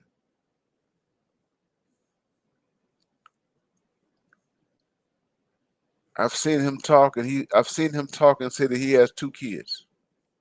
Before this woman came out, and I'm confused now. I'm confused. How many kids does he have? I'm confused about Umar Johnson. How many kids does he have? I'm confused. I heard him talking. He said he had 2 kids. And I was under the impression when he had 2 kids that he had, okay, you got 2 kids and not from the same woman, but 2 kids from 2 different women. And this is based on the stuff that I've seen from him in interviews. Interviews. You got 2 kids from 2 different women from interviews. And this woman comes up and she says that he's never acknowledged her. This woman comes along and says he's never acknowledged her. So I'm like, okay, oh, so what is it? You got 2 kids from 2 different women? Or is it the case that you got 3 kids from 3 different women? How many kids did this guy have? How many women? I'm confused. I'm confused. And he wants to talk about black men. He wants to talk about black men being responsible. He wants to talk about black men being the sole reason why black people can't get ahead.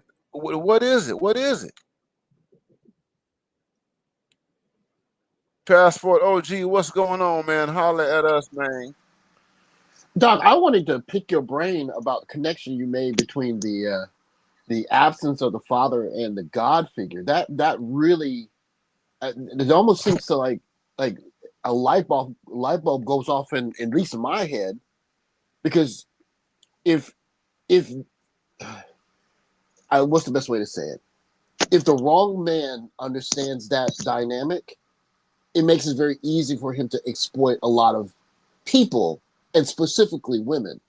I wanted to hear you speak a little bit more on that, because I know what you teach, and it's just fascinating because I never considered that. Yeah, man. So the thing is that God. When you think about how we have been taught about God in the world, and I'm not just talking about black people. I'm talking about those of us who've been shaped by That's Judaism, right. Judaism, Christianity, Islam, and the entire Western world. That's God is right. God is a patriarch. God is a man. God ain't a woman. God is a man. Okay. And I know feminists have had all sorts of things to say about this or what have you. But the fact remains is that in the Western world, most people understand God as a man, a male. Okay. And understand this male as a all-powerful figure whose presence is all over the place, omnipresent, all-knowing. This God protects, this God provides, does all these sorts of things. And so this is God the Father. Basically what it is, it's God the Father. Okay? And so there is, and it's just a real thing, you have, if you have been deprived of a father, and you have had no real experience with that and what have you, and your tradition, your faith tradition teaches you that there is a father, that there is a celestial father, and what have you, and you attach yourself to that, yeah, that becomes a part of your consciousness, your psyche, and everything like that. And there can be a yearning. There can be a yearning there, And I mentioned Sigmund Freud, and one of the things that he said in his lifetime, he always felt that, um, especially in the West, in light of these traditions, Judaism, Christianity, Islam, you know what I mean, that human beings who embrace these traditions, they yearn for a father figure. We yearn for a father figure, that we are basically children in our psychologies, and we have projected. They use the term is called projection. we project our need for God on something beyond ourselves. You understand? And that the idea of God, this goes into psychology, philosophy, all sorts of things. And some people have questioned it, but there's some merit there. And so, um, when you look at a group of people who have been deprived, like black people, of strong masculinity, because God is male, um, and who yearn to have that type of structure, then it all makes sense. You understand? And that's why I mentioned the whole idea. Malcolm X. Malcolm X lost his father at a young age. He went to prison. Before he went to prison, he had all these street experiences, and he was just lost. He never had no structure. These other things. So God as Father is also structure, or organization, Right. ordered, authority. The father figure. You understand what we think about masculinity? So our traditional ideas about masculinity as a masculinity, the man, not a boy, but a man as a protector, as a provider, all these things. You can't understand that by thinking about, apart from thinking about God. That's where it all comes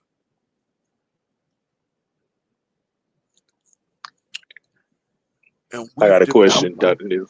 Uh-huh. I didn't know how you doing, Passport OG. I've been following your channel Hey, as well. I hey, just man. want to tell you, Salute, bro. Salute, bro. salute, brother. Salute both you brothers.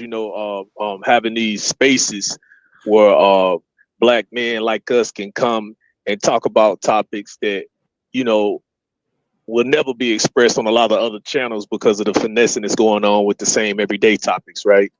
And I'm feeling you, Dr. Neal, because I was in the Marines, and Uh-huh. I could see the difference between leadership that Mhm. operated out of the mindset of a father figure Yeah. and leadership that just operated out of the mindset of merit. I see the Mhm. same thing in football. When I was in football, how a lot of the young brothers had they didn't have that masculinity in their life. Some of them even had men in their life, but some of them, most of their Uh-huh. dads were just working dads. But you can Yeah. see how the coaches became the father figure. You can see Yeah. that in the NFL. They look up to Absolutely. the coaches like he they dad. They look up to, Absolutely. you know what I'm saying? In the Marines, it was the same way. We had a brother in there, Patrick Noel. And Hmm. like I had my father in my life, but the way Yeah. he operated, it was Uh-huh. like a father, it was like a dad. And we Hmm. programmed to see that. And man, Yeah. anything this man would say, we would do it.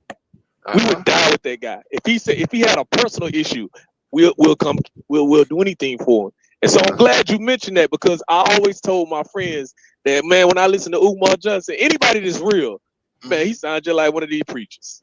Hmm. Because we know most of them women, they lack fatherhood, right? That's it. And so they looking for a daddy.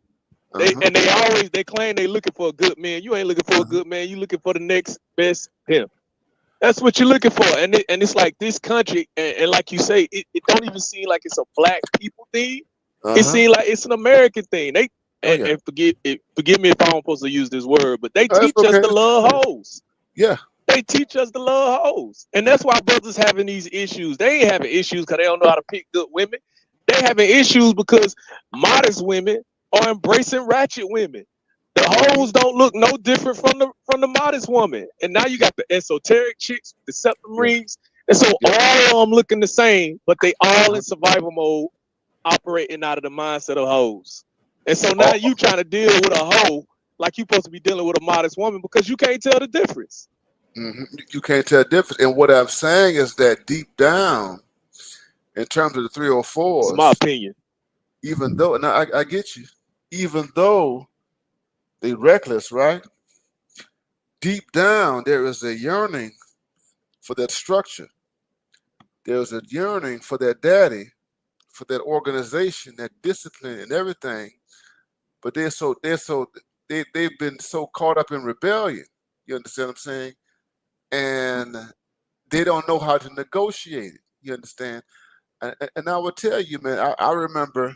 I'll put it like this: you look at the dynamic between a younger woman and an older man.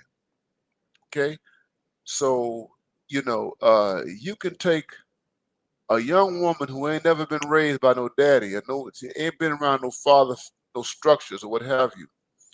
But if she come in contact with a man who has more experience than her, who is older than her and has more knowledge and wisdom than her, okay, Oh yeah, and if she is open, her whole life would got it. change.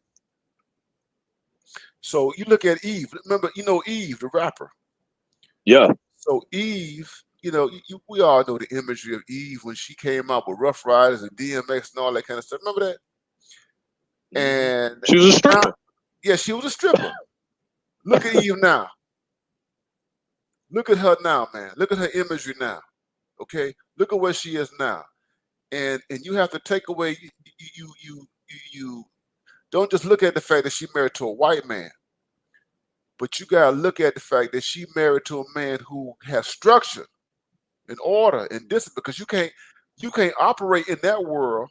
Here's the thing. She married a man who was significantly older than her, who has more resources than her, and what have you. You can't live in that world and be reckless and loose and chaotic and all that kind of stuff. You have to be a part of that. You have to give yourself over to their structure. You understand? She found her daddy. And that's the thing. It's kind of like with these black women out here looking for white men. Here's the thing. What are they looking for? These white, and we call it zaddy. And it's true. We use the colloquial term zaddy, but no, they're looking for a daddy. Right. That's what it is. At the end, when you see a white woman, a black woman with a white man, particularly a certain kind of white man, if he has more status than her and what have you, I don't care what she is on the planet Earth. She could be in Africa or whatever, UK or United States. There's some daddy stuff going on there. You understand? She looking for God. You see, and this man has a kind of status that give her God, and that's the thing. That's why you showed you talked about, and even with the men. That's why I mentioned Elijah Muhammad and Malcolm X, because that was his daddy. People don't talk about that a lot, but Elijah Muhammad was Malcolm X's daddy. Malcolm X had been deprived of the father because his daddy had gotten killed when he was young. And he was in poverty, and he came out of his mother just had a horrible life because she had to raise all these kids by herself. You understand? And he went to prison and all that kind of stuff. And Elijah Muhammad is introduced to him, and that was his daddy. He was the daddy that he never had, that was missing from his life. And the same dynamic happens with women. Thanks.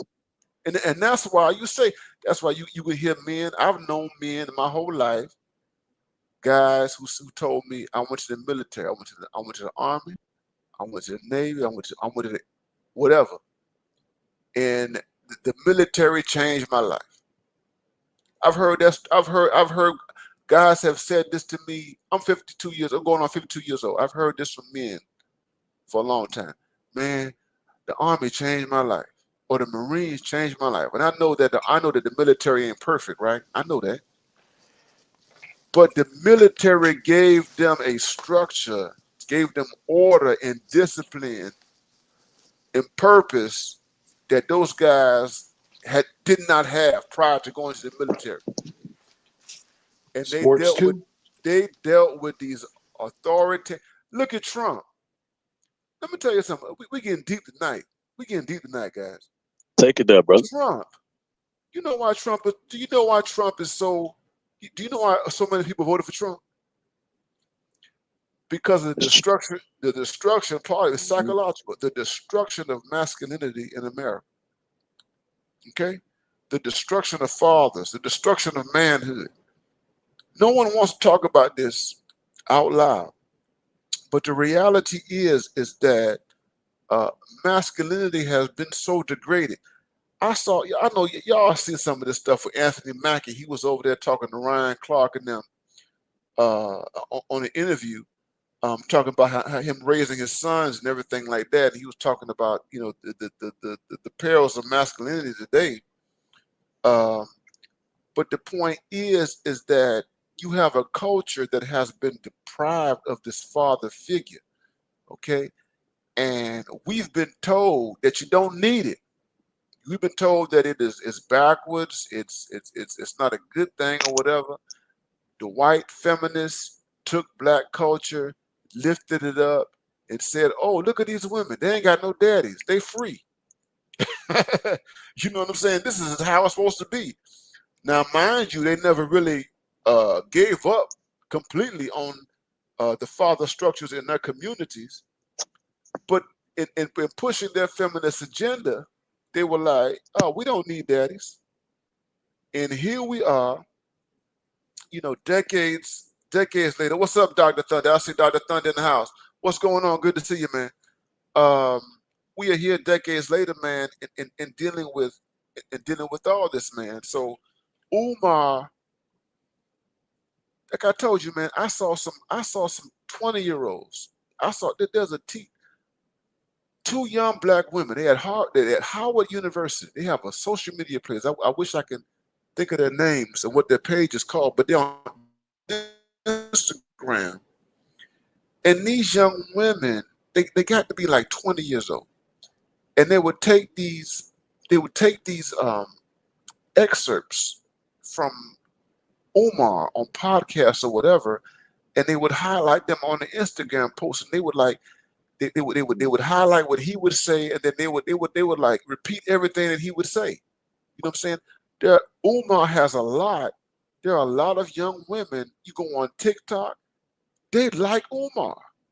Okay, what I'm saying? Yeah. So Umar is like daddy to a lot of these young women. I'm 52 years old, which means that these could be my daughters if I had children. You understand what I'm saying?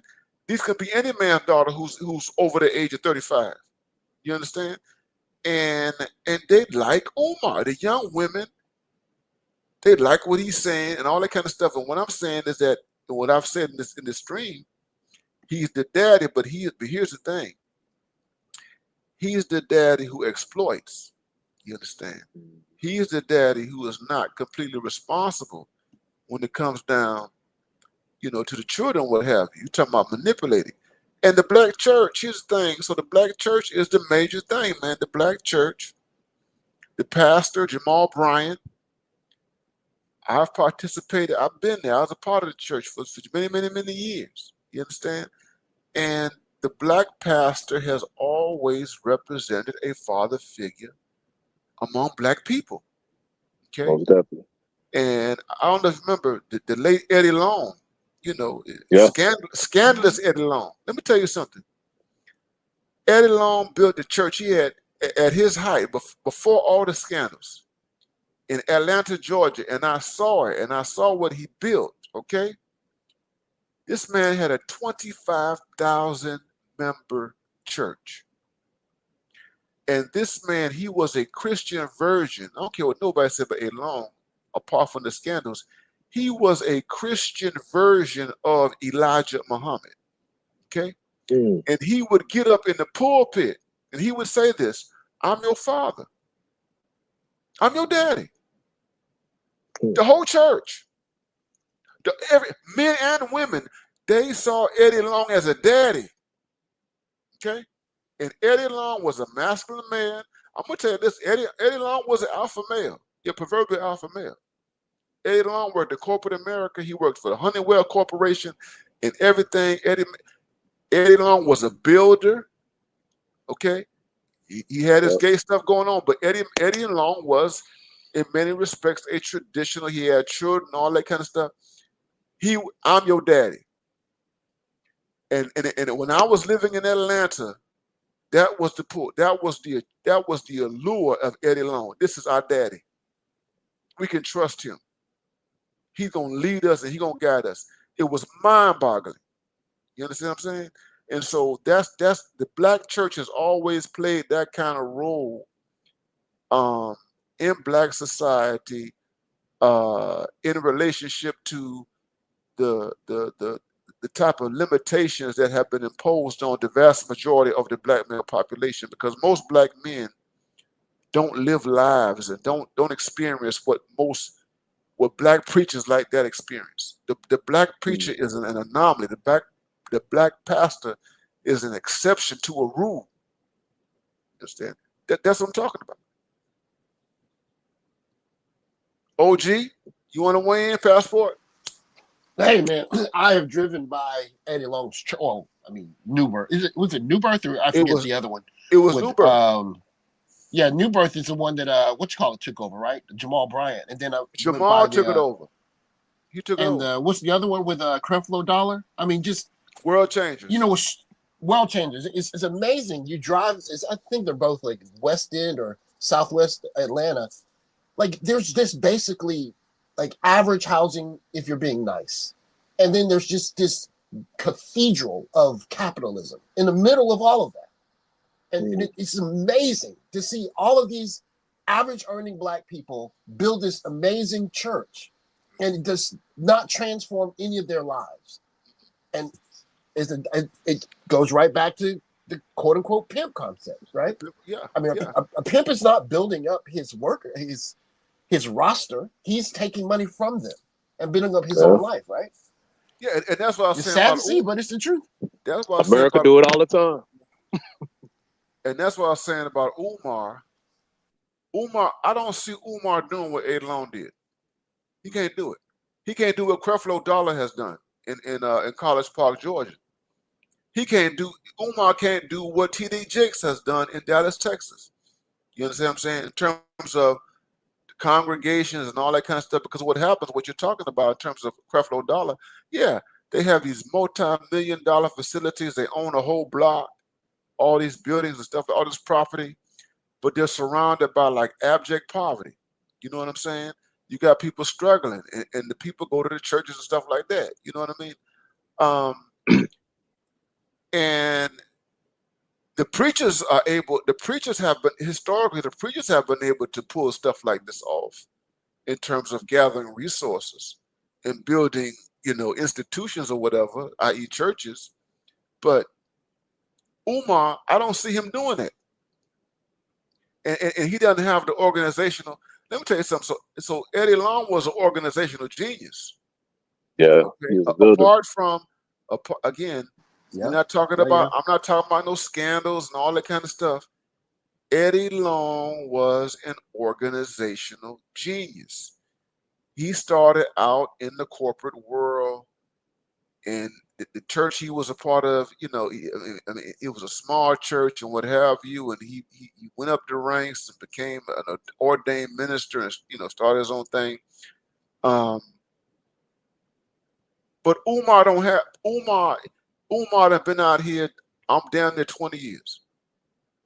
Okay? And he don't have, here's the thing, he ain't got it. He lazy. Umar Johnson is lazy. The other part of it is that he's a narcissist. He's an individualist. He's a one-man show. Yeah. You cannot create a major organization by yourself. You got to have a team. You understand what I'm saying? And it's like, bro, if you had a real team, a solid team, that school would have been off the ground a long time ago if you had a team. And I know. Well, look at what's his name, the big buff dude, Derek Jackson, right? Mm-hmm. He got through Tuskegee with the help of his wife, right? Mm-hmm. If Umar had put the two chicks on that he has babies with, the three, however many it is, and they were working for him or working with him, they could be actively bringing people into the fold. If you're going to run something that big, you got to be able to delegate some responsibility to somebody you trust. That's what I always say to the brothers I know, Dr. Neil and brother OG, is that you got guys that's out here just kind of trying to win debates, and then you got guys that's out here playing it. And to me, real men playing action, right? See, it seems like to me, Umar, because he one of them player preachers. Like Umar is like the player. right? He get his wins off of how many women he can, psychologically manipulate. You know what I'm saying? But then the preacher, the real black church preacher, right? The one in Nashville, right? Like Mount Zion, right? Mount Zion. These brothers, like OG is saying, they treat the sisters like sister wives. They delegate them. Delegate them the task. This sister finna do, and then the wife is like the bottom beat. It's structured just like the streets. It's like the bottom beat. They delegate them to do certain tasks. They don't. They get together and they plan actions. They structure it, like you said, Dr. Neil. You got to look at Eddie Long's history. Look at his background. Look at his profession. He employed all that knowledge in that All scene. of it. And what you saying, OG, I used to think all the time.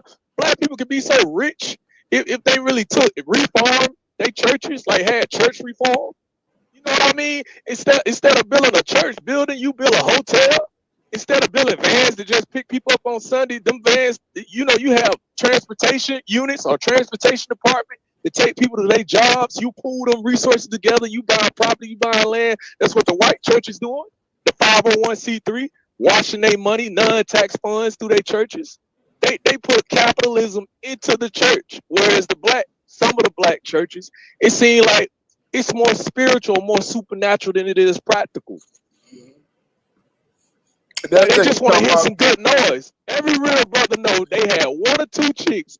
Let me just share this with y'all real quick. There was one chick I had talked to. She was a lawyer, and she was one of them esoteric chicks. Y'all know the sisters that always want to read your zodiac sign but don't own a telescope.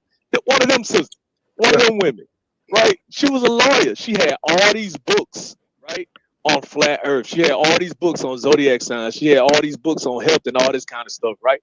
I ain't even into that world like that. But I talked to enough brothers and I lived around the world enough to know a few things, right? I told her a few things that actually made a difference in her life. You know what she told me? Where you been all my life? And she married.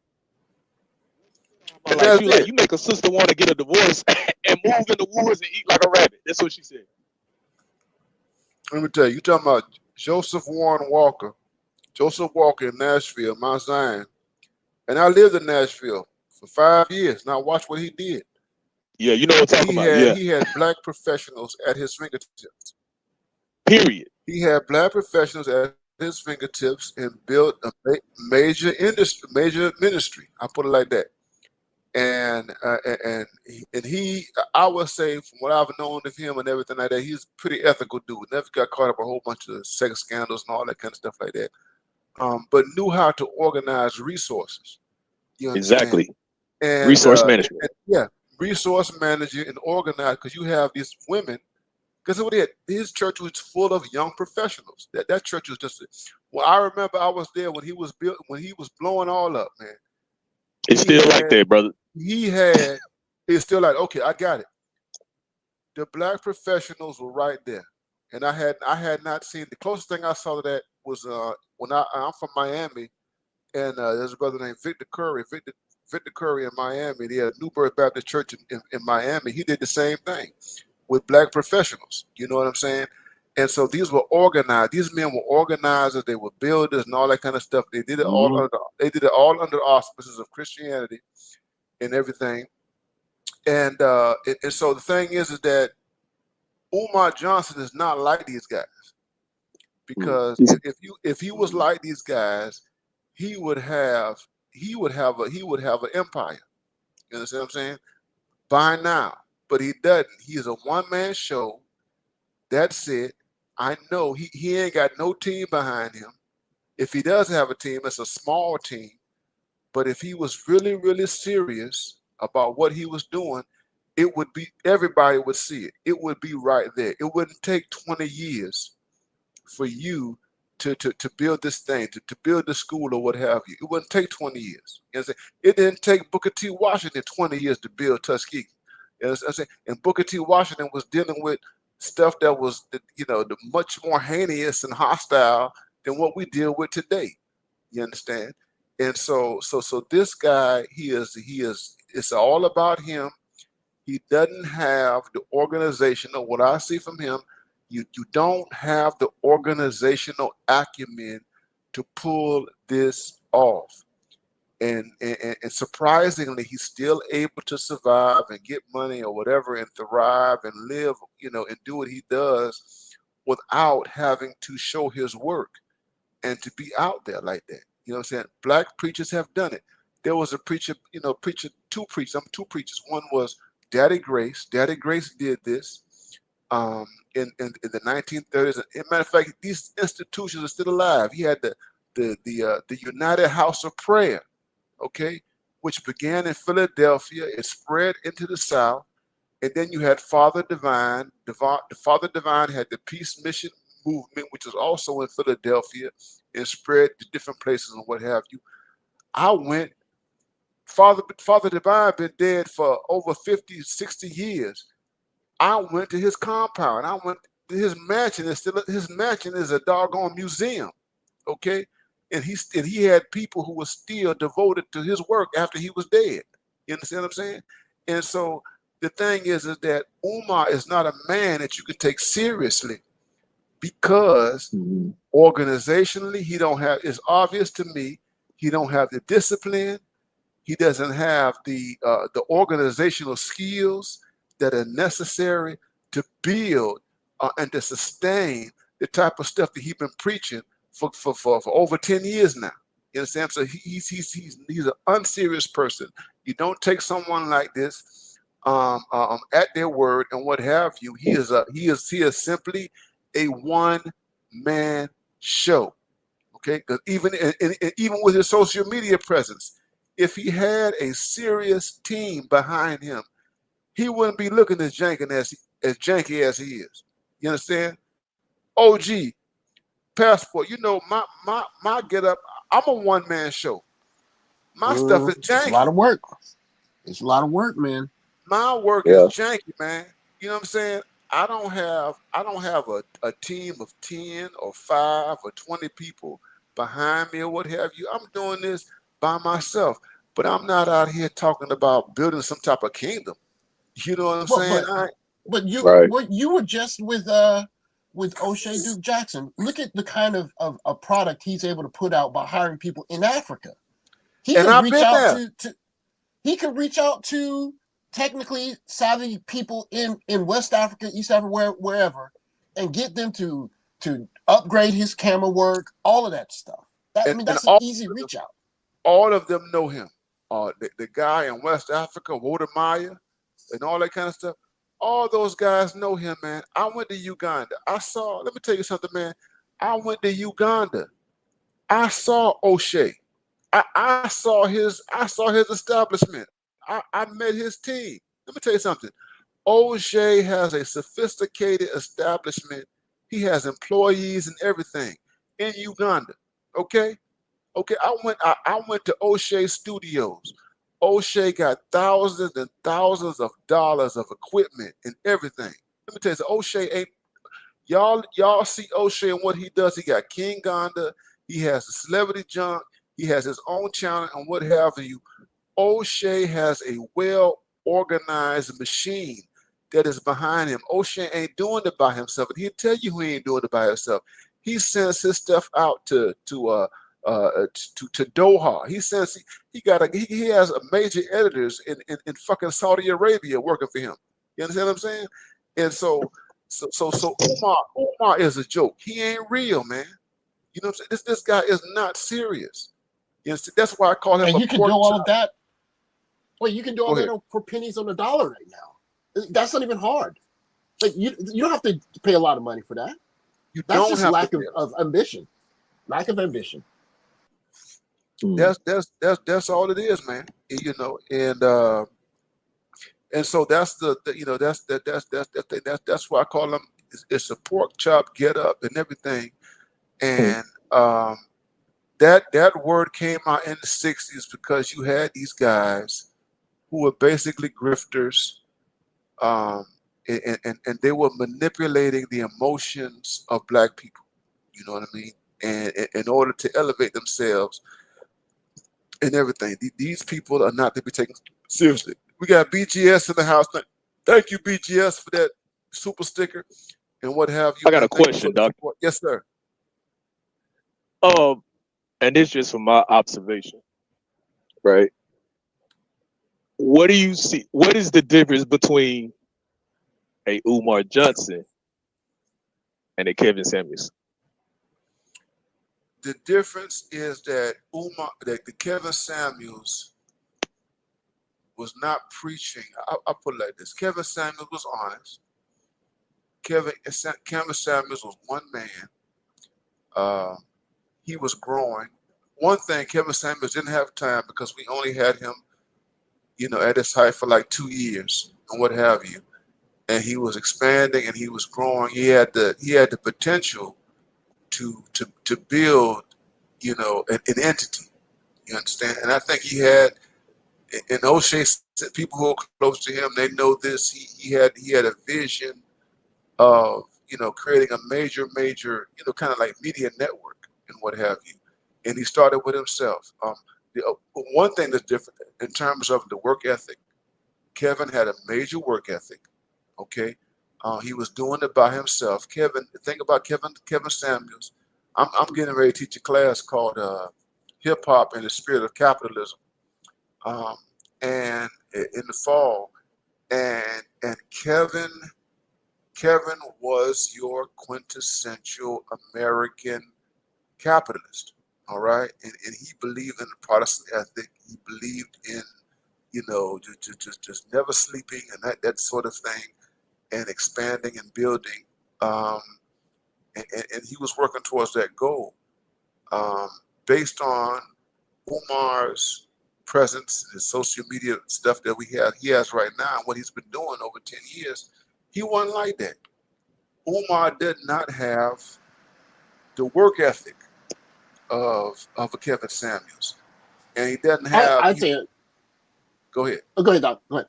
I was just saying Hey, another thing that, and I wish I could have been there to see it, but Kevin Samuels had a group of men that would check him. He had a group of men that he was held accountable by. So if you go off the rails like any church, you got the deacons. They say, hey, bro, no, we don't do that here.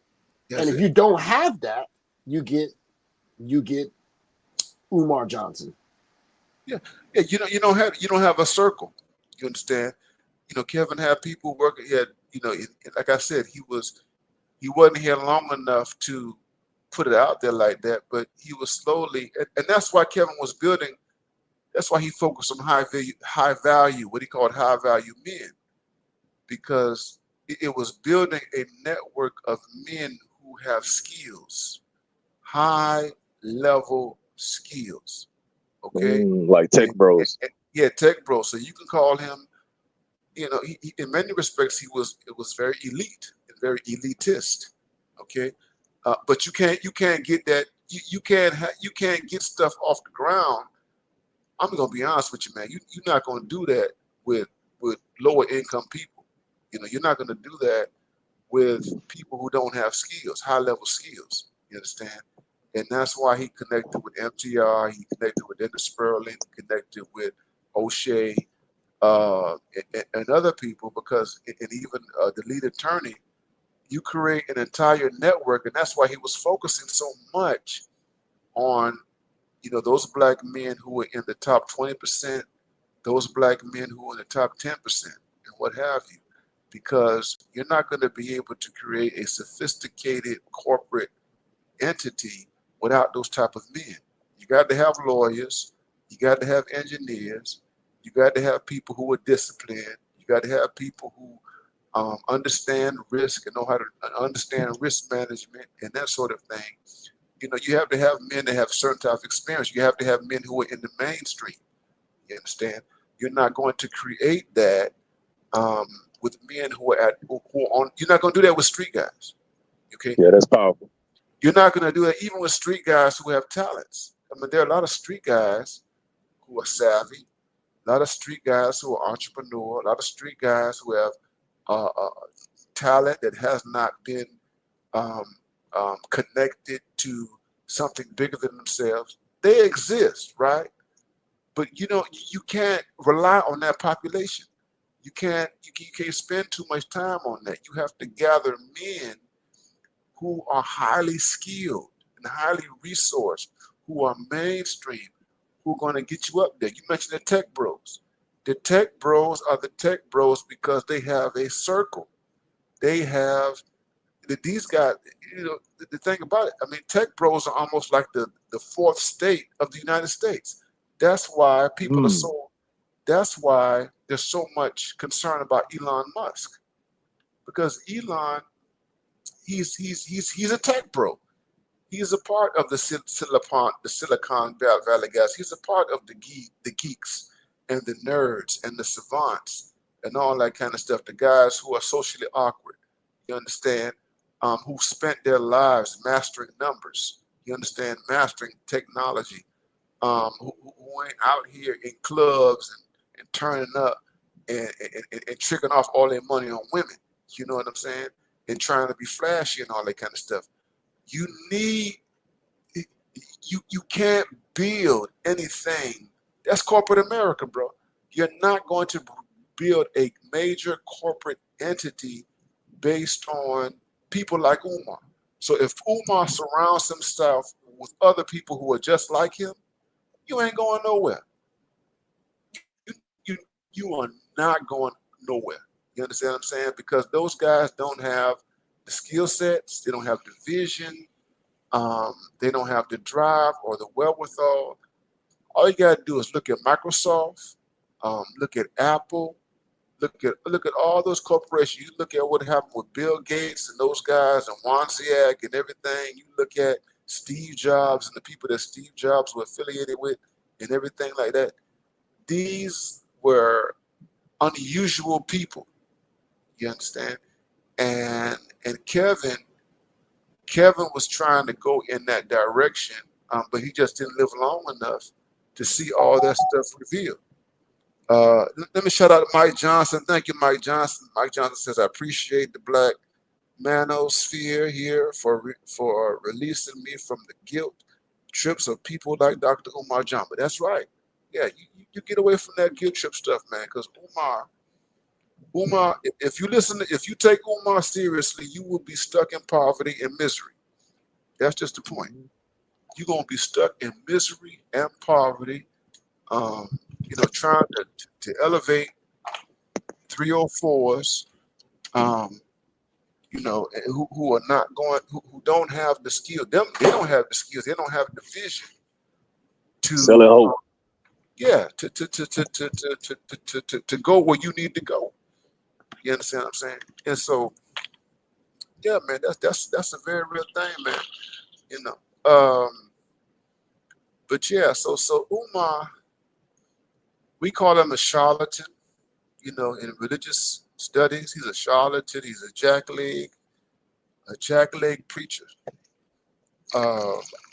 He's not a man that you take. He's an entertainer, man. People like him, and I'm going to give him the credit for this. He is an entertainer.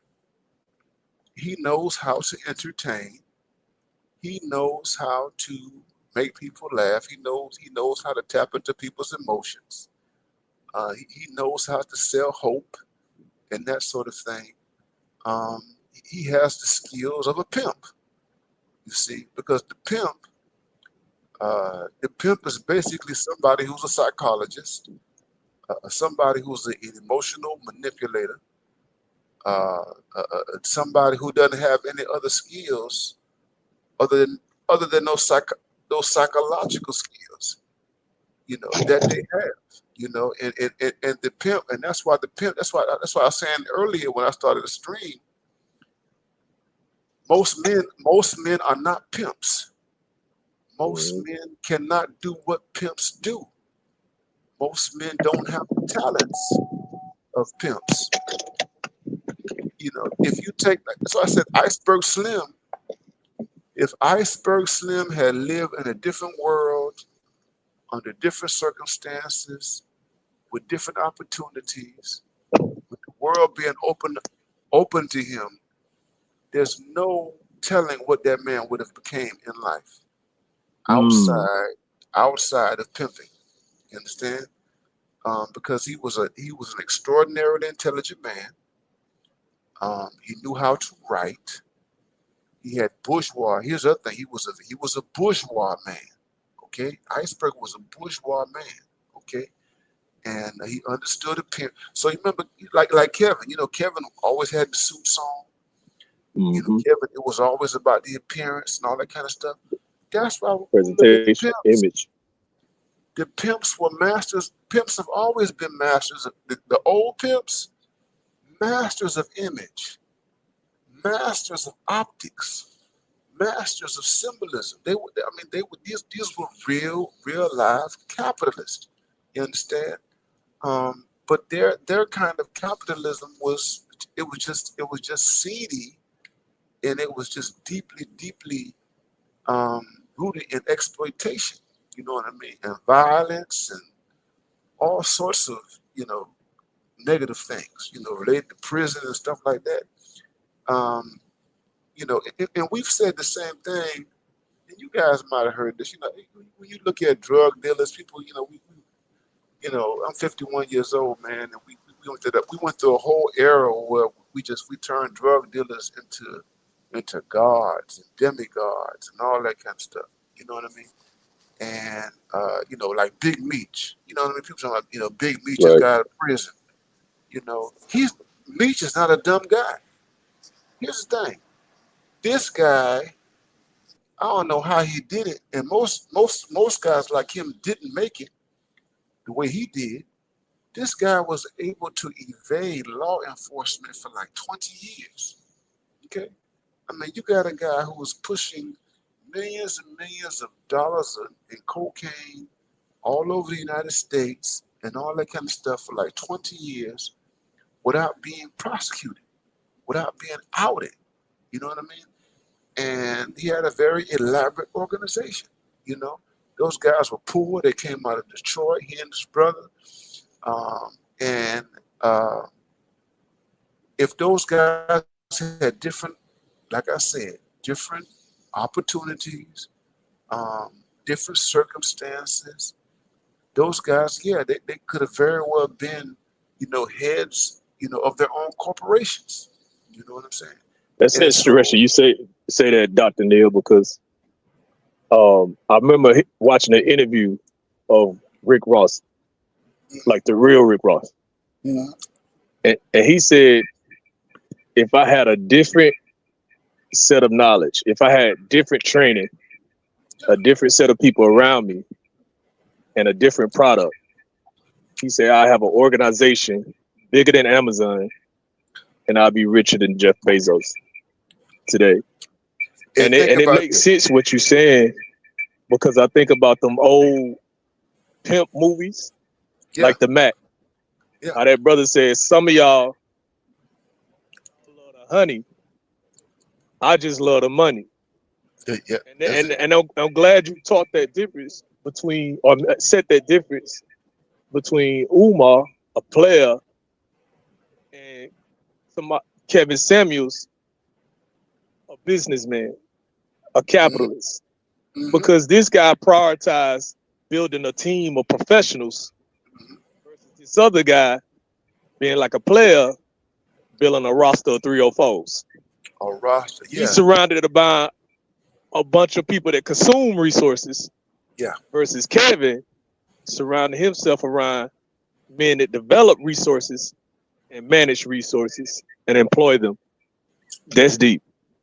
And the thing about it, Kevin was he was situated in Atlanta, which was a good place to be when he was doing his stuff. You know what I mean? It's surrounded by all of that capital, all of that talent, and everything. And um, he just again he wasn't around long enough to do that. Oh, and here's the other thing about Kevin. Here's the other thing about Kevin is that Kevin had a background in corporate America. And Kevin, he always talked about his background in sales and all of that. And Kevin, he came through the 80s. So the way I looked at Kevin, so Kevin came through what was going on in the 1980s in terms of the expansion of corporate America. Not just the expansion of corporate America, but even the underside of it with the downsizing and all that kind of stuff. Because he talked about losing jobs and everything, and having to do other things. You know, Kevin was basically forced to become an entrepreneur because of the shifts in the economy. You understand? But he had acquired skills. He had skills. He took his skills. That's how I mentioned Eddie Long.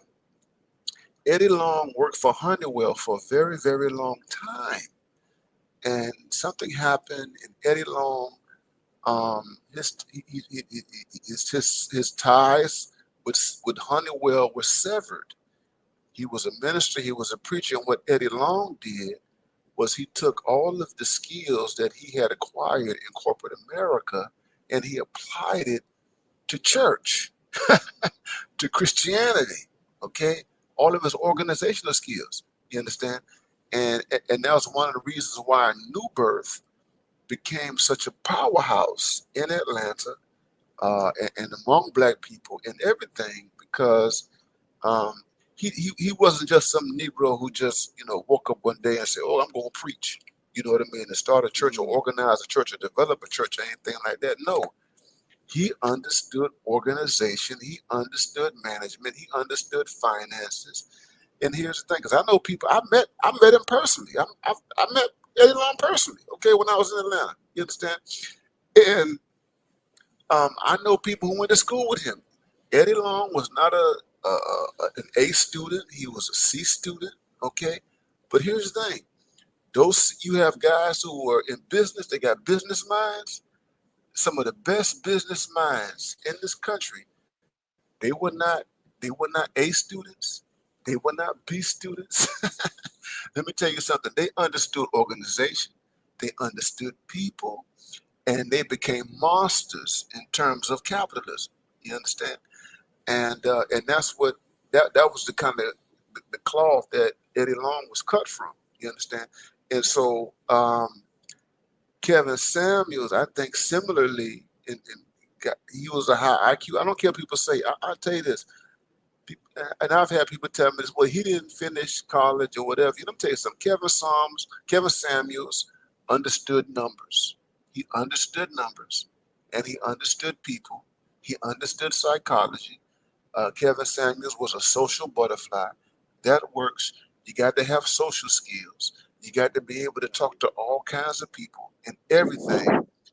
In sales, you got to know how to deal with rejection. You have to know how to navigate human psychology.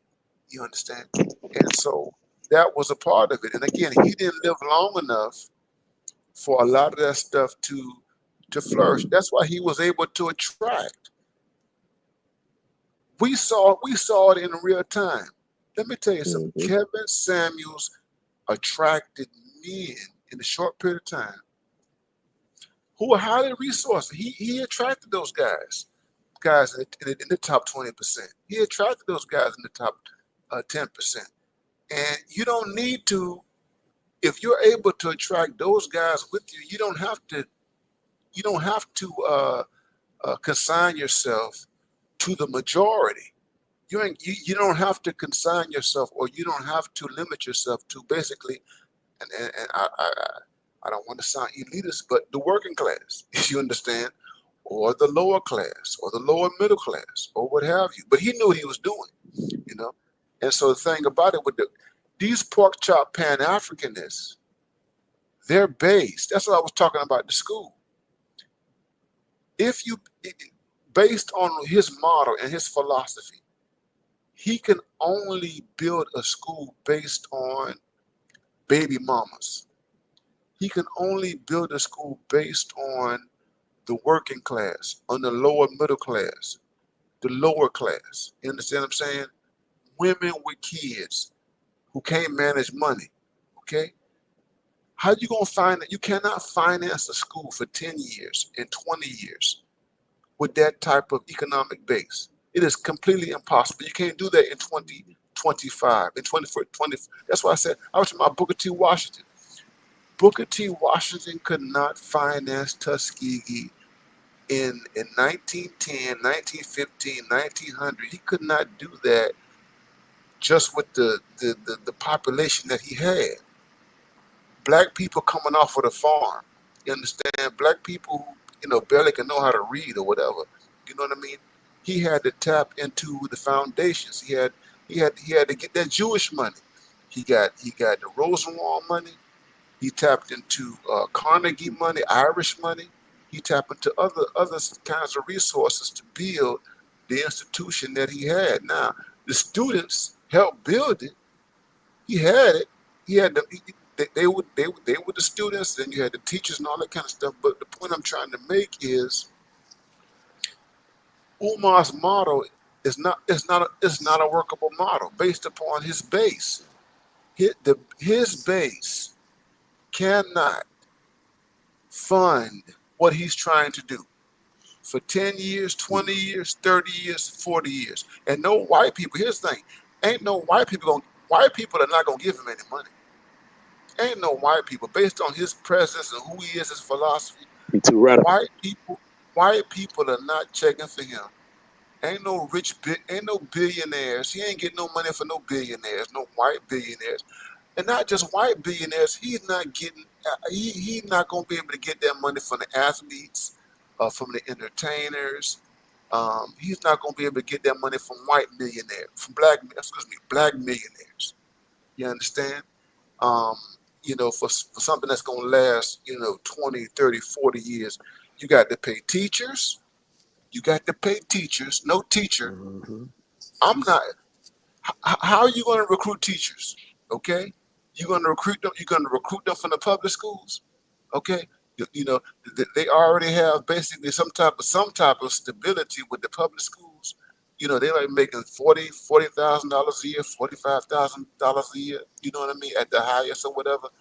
You're going to promise them? Are you going to be able to pay their salaries for the next 5 to 10 years? You understand? How you going to do that? You have to have administrators. You got to pay administrators, and you have to pay administrators more than you pay teachers. You understand? You got to have a board of directors.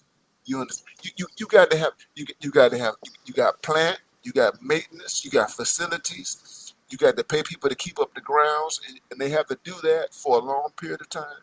So the thing is that who gonna take him serious? I'm talking to you as a black man who's in mainstream America, who's worked in institutions, who's worked in black schools. I know how black schools operate. Okay, I know what it takes. I've seen presidents and what they have to do to raise the money for schools and keep schools going. Black schools, you understand? He ain't got it. I'm gonna tell you this. He ain't got it. He doesn't have what it takes to run a black. He does not have what it takes to run a school for 30 or 40 years. He doesn't even have to build a school. All he has to do is find a school that was shut down and rent it. He's not serious. Not serious at all. What's up, Ghetto User Man? Thank you for that, Ghetto User Man. For that super chat, y'all like the stream, if you like this content, man. BMI 3000, reloaded BMI 3000. We are talking about pork chop, Pan-Africanism, pork chop, Dr. Umar Johnson. I see all the brothers up here in the chat. What's going on? I see Keep On 100. Keep On 100 did a stream yesterday on Umar Johnson. And he got to it before I did. And I was thinking about a shout out to Keep 100, what have you. But yeah, man, you can't keep this guy serious. Umar is a pimp. He's a Mac. And I'm gonna put it like this, man. I mean, I don't want to muddy the waters up, man. But Tariq Nasheed, man. You know what I mean? I would say, Tariq Nasheed is a little bit different than Umar because Tariq Nasheed is basically in the realm of entertainment. Umar is in entertainment, but Tariq Nasheed is somebody. He's done films. He's written books. He's been consistent. If he tells you that he's going to do something, he does it. He gets it accomplished. You understand? When he put out Hidden Colors over 10 years ago, he did that. He did a whole Hidden Color series. He did the stuff on the Haitian Revolution. You know, I just got through watching the stuff that he did on hip hop, Microphone check. microphone check. I mean, Tariq Nasheed is basically a producer. He's an artist. I see him as an artist. He is an artist who has produced stuff. Now, Tariq Nasheed is not an organized. He's not an institution person.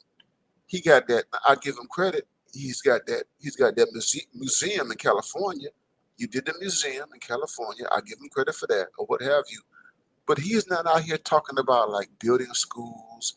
He's not out here talking about creating. He's, you know, I want to create this type of business and whatever, and you know, for black people or whatever. You know what I mean? Um, he's a charismatic guy who knows how to talk to people. He's gifted in terms of his ability to speak psychologically to black people. And he gives them a product that they can put their hands on in terms of entertainment, in terms of visuals. He at least he produces something. With Tariq Nasheed, you got results. He produced something. Now, with reparations is completely different. If you want to see reparations happen with black people, you need politicians. You need to run politicians. You need to come out and make a political position if you're going to run reparations. You have to do real. He talks about tangibles. You really have to do tangible stuff. You understand? That's a whole different realm right now. When you're talking about reparations, if you're serious about reparations, you need a structure. Yvette Carnell, they have the ADOS, the ADOS Foundation. Yvette Carnell and Tone Talks and whatever, they actually have an organization which is tax exempt. It has a 501c3. They have a real concrete organization. They have chapters, that sort of thing. That's organization. You understand? And that's very, that kind of organization is tedious work. That's the stuff that you do when you're not in front of a camera and everything, and you have to get lawyers, you have to do paperwork, you have to do boring. Here's the thing, you have to do boring stuff. You have to devote yourself to boring activities for long periods of time. You understand? People like Umar Johnson are not like that. They're not like that. You understand? And if Tariq Nasheed is limited, it's along those lines, only in terms of reparations. If Tariq Nasheed is really serious about reparations, he would have a real structure, a real organization. You just can't just talk about, have rallies about reparations. You need to have an organized, you need to become a political force. You need a political action committee. You need a PAC. You understand? That's going to push reparations. You just can't talk about it and preach it and yell and scream and just hope that somebody takes this idea and continue to press it against state governments and more importantly, the United States federal government. You understand? That takes work. That takes discipline. But again, as I said about Tariq Nasheed, is that Tariq Nasheed, apart from the reparation stuff, when it comes down to content, when it comes down to knowledge and information and what he does, he's good at that. If he says he's gonna write a book, he writes a book and puts it out. If he's gonna put a film out, he puts the film out. He does that. You have results. You have something. You see somebody who produces stuff. He gets stuff done at that level. Umar Johnson, nothing is done. Nothing. And the people who follow him are not, and like I said, the people who follow him are people who are not serious. You know, I mean, I have a hard time seeing serious people taking him seriously. Like, I'm talking about lawyers. I'm talking about people in finance. I'm talking about high level professionals. I'm talking about high level professionals that will commit themselves to his vision. He got a lot of people who watch him. The whole world watch him. Entertainers watch him. High level professionals watch him. But can he get a commitment from them? A long-term commitment from them? a financial, more importantly, a financial commitment from them? Can he get a long-term financial commitment from these high-level professionals? That's something that I seriously doubt. OG? Hey man, I'm vibing with you, Doc. I'm listening. Yeah. I got another question for you, brothers. Yeah. And I really appreciate this. You brothers like OGs to me. I know y'all can't tell what my age is, but That's okay. Don't worry about it. well, thank you both. And I see BGS. I be watching his content too. Very deep. My question is this. OG Passport. I haven't seen it yet. Got a video saying, stating liberal black men are being pushed conservative right. And the things that you've been talking about for years, Dr. Neal, between brothers like you and Kevin Samuels. I remember I was driving trucks for a period, and I used to listen to y'all brothers while I was driving. And I'd be on the phone with other truckers talking about the same stuff. It seems like to me the black manosphere, and I'm gonna speak for myself and them brothers that I talk to, and then I give the question. The black manosphere was the necessary intervention, because growing up in the community, it's like the black church to be at a woman's beck and call. That was what you prioritized, being a good man, good father to your kids. But masculinity wasn't defined in a way as being a cultivator.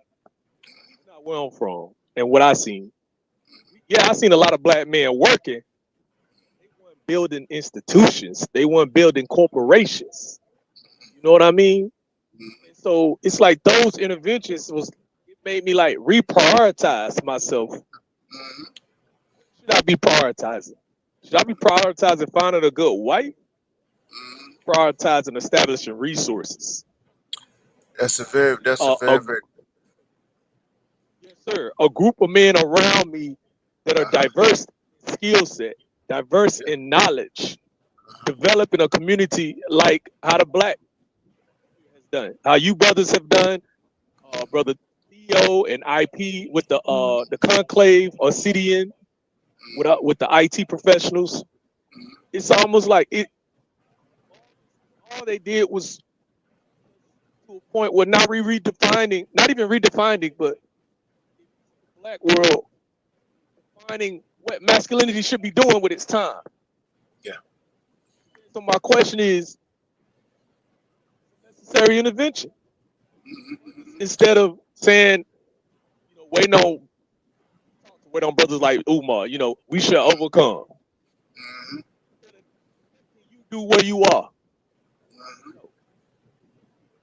Waiting on this big people gonna come together, like how you saying how they romanticize Africa, that we somehow gonna come together and unify and retake the earth. But what's more practical? So my question is this, give me from just elaborate. That's okay. That's all right. This is the point I'm making. That's all right. We don't have men like y'all to say, hey brother, this is what you should be doing with your time. That money you save from trucking, you need to do with it. Having these friends, this is what kind of friends you need to have. Like my dad was there. He was a good worker, cultivator. Brother, what message should young brothers like me take? Messages like this. Yeah, the thing is that you can't. Number one, I think in 2025, where we are right now, the idea that you should be involved in some type of salvation project, saving the black community. That's 20th century, right? No. That's a 20th century thing. You understand? And if you're a guy, especially you guys who are under the age of, you guys who are under the age of 30 in particular, okay? you guys, I think personally, I don't have any wife. I don't have a wife. I never got married. It's not that I didn't want to get married or I wanted to get married, but I saw the negative signs years ago. I saw this everything that we're dealing with now, man. I was in it. Past forward, he and I, we're in the same generation, and we saw this stuff in the '90s. You know what I mean? And some guys took a chance with it in terms of the marriage and family. And I don't down. I don't want anybody to hear me incorrectly. I'm not anti-marriage. I'm not anti-family, anything like that. But I think that we have at least personally, a burden um, to become self-sufficient, to have the skills that we need in terms of long-term prosperity. You know what I mean? And you can't go wrong if you pursue a builder's path. If you have a builder mentality, if you're talking about building your skills, building yourself up, developing yourself, connecting, um, with creating a network, creating a circle, that sort of thing with people who are smarter than you. That's the main thing. People who are smarter than you, people who have more resources than you have, who are more advanced than you. And I've said this for years. Yeah, man, you can't go wrong if you are connected with people who are on a higher level than what you are. Okay, and and you can learn as much as you can from these people. You know what I mean? And you apply that, to the real world. You know what I mean? And so, I'm not a trucker guy. I'm not a hardcore. I respect the brothers who do that in working class world or what have you. But it's like, you know, I mean, do you have a fleet? Do you have? Are you? Can you see yourself? Owning. If you're a trucker guy, can you see yourself like employing people? You know what I mean? And in the future, it doesn't have to happen when you're 30, but like when you're 50, when you're my age, like, can you see yourself in a place where you don't have to have a major empire? You know what I'm saying? People think that we have to, it's not about being a billionaire or anything like that, man. It's like, you know, can you run something? You know what I mean? And guys who are able to get there, that's a beautiful thing, man. You know what I mean? But I think to your question, I think it's about self-sufficiency. First Yeah, true. prioritizing prioritizing your development, because having a wife and having a kid, that would take care of itself. You know what I mean? I believe, um, if you are developed, you know what I mean, and you have independence, you have self-sufficiency, or you have skills that you can trade on the market, without problem. You know what I mean? That's the goal. It's kind of like a Theo. What Theo Wolf is doing. Theo Wolf is Right. getting these guys. He's getting these guys in the IT, getting guys certified, getting guys trained. Getting guys into a field that's not going anywhere. You know, and that's what I was talking about in my prior streams about like where we are politically. In terms of um, the current administration and the future. And I tell guys that it's not about being Republican or anything like that, or being a Trump person or being MAGA or whatever. But the reality is that the country is on the right now. It's in the right. Hmm. That's what runs the country, and That's true. that's what and that's what I see happening in the future. The country is not going to move back to where it was before Trump. Can't afford to. Yeah, it's not gonna do that, and that's why I said guys who are obsessed with white supremacy and white nationalists and all that, the white boogeyman. You need to man up, and um, you need to be able to deal with power. You understand? You have to deal with power. Don't run away from racists. Don't run away from these people who you just think hate you or whatever. Um, you got to deal with like I put it like this, man. If I were in a room with Trump, um, I'm not going to be in a room like kissing Trump's ass, right? Or I'm not going to be kowtowing and bowing down to him, or I'm not going to be afraid of him. I'm put it like this. I'm not going to be afraid of him. I'm going to be like, all right, what is the deal? What is the deal? Where is the business? Um, what can I get out of this relationship? You understand? It's kind of like, I mean, if you look at how Trump deals with the world, Trump deals with the world from the standpoint of the businessman.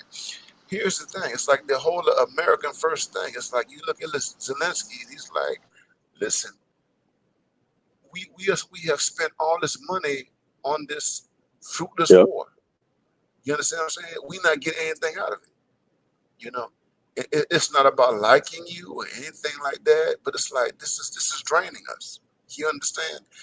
And you have a whole bunch of people who on the liberal side, and they say, oh, he's just he's not a humanitarian and all this kind of crap. He's not protecting NATO or whatever. But the point I'm trying to make is that you have to deal with power as it is. I'll give you another example, man. Killer Mike in Georgia, Killer Mike caught a lot of flack because the current governor of Georgia is Republican. His name is Brian Kemp. And when Kemp first was running, when he ran, and even when he became president, not president, but governor of Georgia, Killer Mike found his way into his office. Because that governor's office is responsible for a lot of stuff that happens in Georgia. And you don't run away from power. You don't care about whether these people like you. And that's the point I've been trying to make. It's not about them liking you and hugging you and kissing you and all that kind of stuff. This is about business. You understand? You deal with power as it presents itself to you. And this is something that black men have always done. Here's the thing. We've always done this. Booker T. Washington had to deal with racists. He had to deal with people who didn't like black people. Okay? But his mission was pushing forward an institution that was solely concerned with developing black people. You understand? And so that's what we have to, as black men. There's no way for us around it. See, everybody else, not talking about the black women, they don't. They have the luxury of living in an alternate reality. You see, like Jasmine Crockett, people like that. They can sit back and scream and yell and talk about white supremacy and all that kind of stuff, and do the sister girl stuff and waving the fingers and all that kind of stuff. But they don't get anything done. People like that don't accomplish anything. They don't move the needle and everything. You know what I mean? You have to deal with power as power presents itself, and that's what we have always. That's what we have always done. So it's about men manning up. Here's another example. World War II. I'm gonna tell you what America did, man. World War II. The United States had to hook up. It's not just the United States, but the United States and the United Kingdom, Winston Churchill, they had to hook up with Stalin, Joseph Stalin, the leader, the premier of the Soviet Union at the time. You know what I'm saying? And they saw him as the most evil people, next to Hitler, one of the most evil people on the planet. But Hitler was a problem, right? They had to get rid of Hitler. You understand? And it's like, okay, we're gonna have to team up with Stalin, even though we don't like Stalin, and we're gonna have some issues with Stalin after. If we get rid of Hitler, we're gonna have issues with him. But we need to team up with Stalin to get rid of Hitler. You understand what I'm saying? And they were able to do that. You understand? And so this is a realistic perspective that you not. Every black man, every black person has to deal with this. I've had racist bosses all my professional life. I've never had a situation where I never dealt with racists. I don't know what that's like. You understand? I don't lose sleep over this over that crap. I just know that I got to get done what needs to be done. And I told this to O'Shea, is that what you got to understand is that even with racism and white supremacy, in a very, very strange way, that racist needs you, right? That is, if you got the skills, if you have the acumen, if you have the things that this person needs for whatever they need, they're gonna do business with you. Here's the thing about, and it really comes down to the fact that we don't understand white people. We don't understand white people. You see, white people have used us. White people used us for slavery, as slave labor, while hating us. You understand? They used us during Jim Crow. You understand? They used our skills, our talents, our emotions, everything, while hating us. Now, the thing about it is that we didn't get anything out the deal, right? But we live in a different world where it's like, no, we're gonna get something out of this deal. You understand? It's NFL. Here's the big thing: NFL.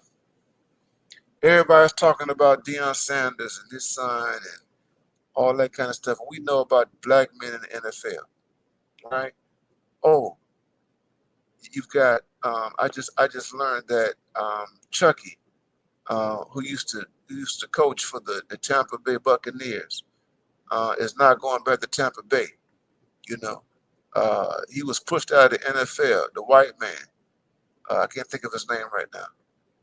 He got caught on tape saying a whole bunch of foul stuff about black John players or Gruden. whatever.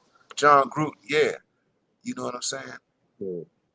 You know how many not Marvin Sapp, but Warren Sapp played for him. You know what I mean? A whole bunch of players played for him. You know what I mean? But these black guys know what the deal is with the NFL. You know what I mean? They complain about now they got podcasts or what have you. You know what I mean? But you know what the deal is. You know what I mean? And you know, unless you can have your own NFL team and you can be your own boss, that's what you got to deal with. You know, this is the real world that we deal with, man. So you know, to answer, to what you were saying, man, um, black men, we are unique apart in terms of who we are in relationship to every other group in this society. We've never gotten affirmative action. DEI never applied to us. We've always had to get out the mud. We've always had to find a way out of no way. Nothing has changed. Nothing has changed. It's just that black men have to consistently be smart and be smarter and think further than everybody else. No, that's it. But yeah, no, but the thing is, what I'm saying, That's real. the Umar model, it don't work. If you follow Umar in his model, you're going to live a miserable life as a black man. You're going to live a miserable life. You're going to live a life full of debt. You're going to live a life full of regret. You're gonna harm yourself by doing stuff that's extreme. You might wind up harming others, by trying to live out this um, messianic uplift, save the world, save black woman philosophy. It will destroy you. It will kill you. It will put you in an early grave. No black man should follow anything. I'm saying this. You black men, listen to me. None of you black men should listen to Umar Johnson. Stop listening. Don't even listen to him. He's That's entertainment. right. You never adopt the guys. You would never adopt the type of philosophy he has for your own personal philosophy. Placeholder, let me say that placeholder, thank you for that. He said, I believe KS said he worked as a IT as an engineer. Yeah, Kevin Samuels, he had skills. He had skills. But yeah, man, that was my long-winded response to you, brother. Well, so I also want to say this for the young gun. We have to get away from this idea, and this is what I believe makes Umar so dangerous, is that he speaks to I shouldn't say underdeveloped, the immature desires of women, right? Because what we have to understand is that women are walking, breathing, capable of working human beings. I have seen women work 3 jobs. I've seen women work 25 hours. I've seen work 20-hour days so they can get a promotion. I've seen women do all-night study sessions. I've seen women do pretty much any thing that's involved in the workspace possible. So the idea that you're going to meet someone that says, you got to pay for my whole life and I'm going to sit down and be a wallflower is bunk. That is BS. It's garbage. A mature woman can say, we're going to do something together. We're going to plan when we have kids, and you're going to be my life mate in a mature manner. This idea that a man is supposed to pay for a woman's whole life in 2025, nobody is doing that. Nobody. Nobody's doing that. And so to preach that message is infantile, especially to women that have college degrees or are more, quote unquote, educated than their male counterparts.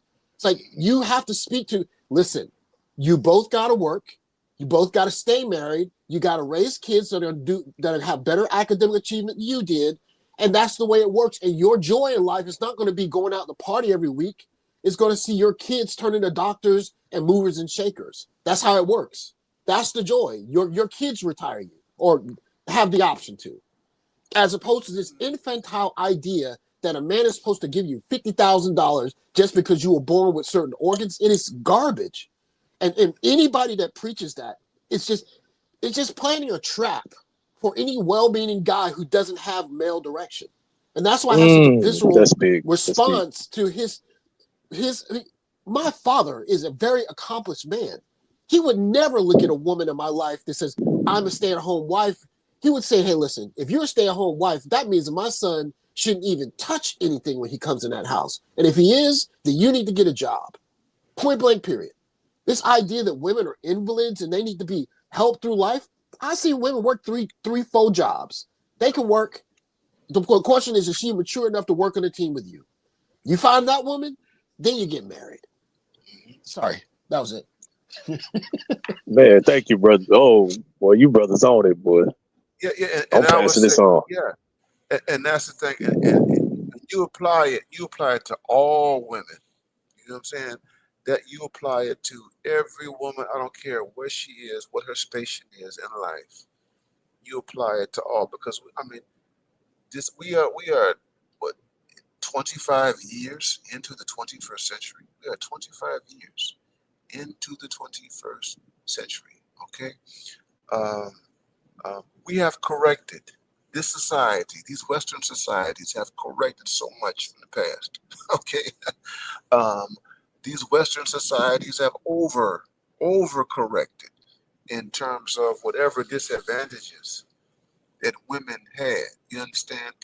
One of the reasons why I think Trump won is because no one bought into a lot of the rhetoric that was coming from the liberals about women's rights and abortion and all this kind of stuff. And oh my God, they're going to be in the back alleys and doing all this kind of stuff, and you're just going to turn the clock and blah blah blah blah blah blah blah blah. It's like you've got Plan B, you've got the patch, you've got birth control. You've got condoms. You got a trillion kinds of birth control options that never existed. Abstinence.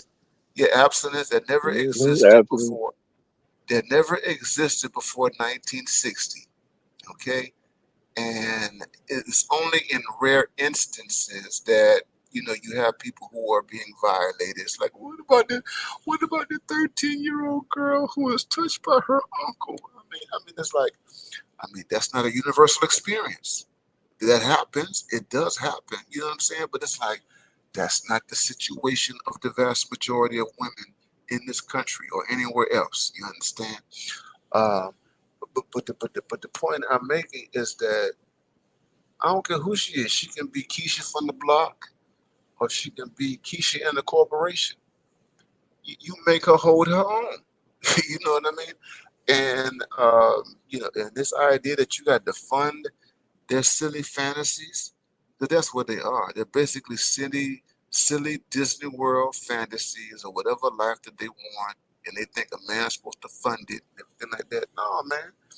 No, you make them hold up their end, of the deal and what have you, and if it's difficult, here's the thing, to meet someone in terms of that type of exchange, I got one word for you: passport. Passport. Mm-hmm. Jump on that plane, brother. That's all you got to do. That passport gonna cost you about $130, $139. I don't know. It might have gone up now, maybe $150 a day if you don't have a passport.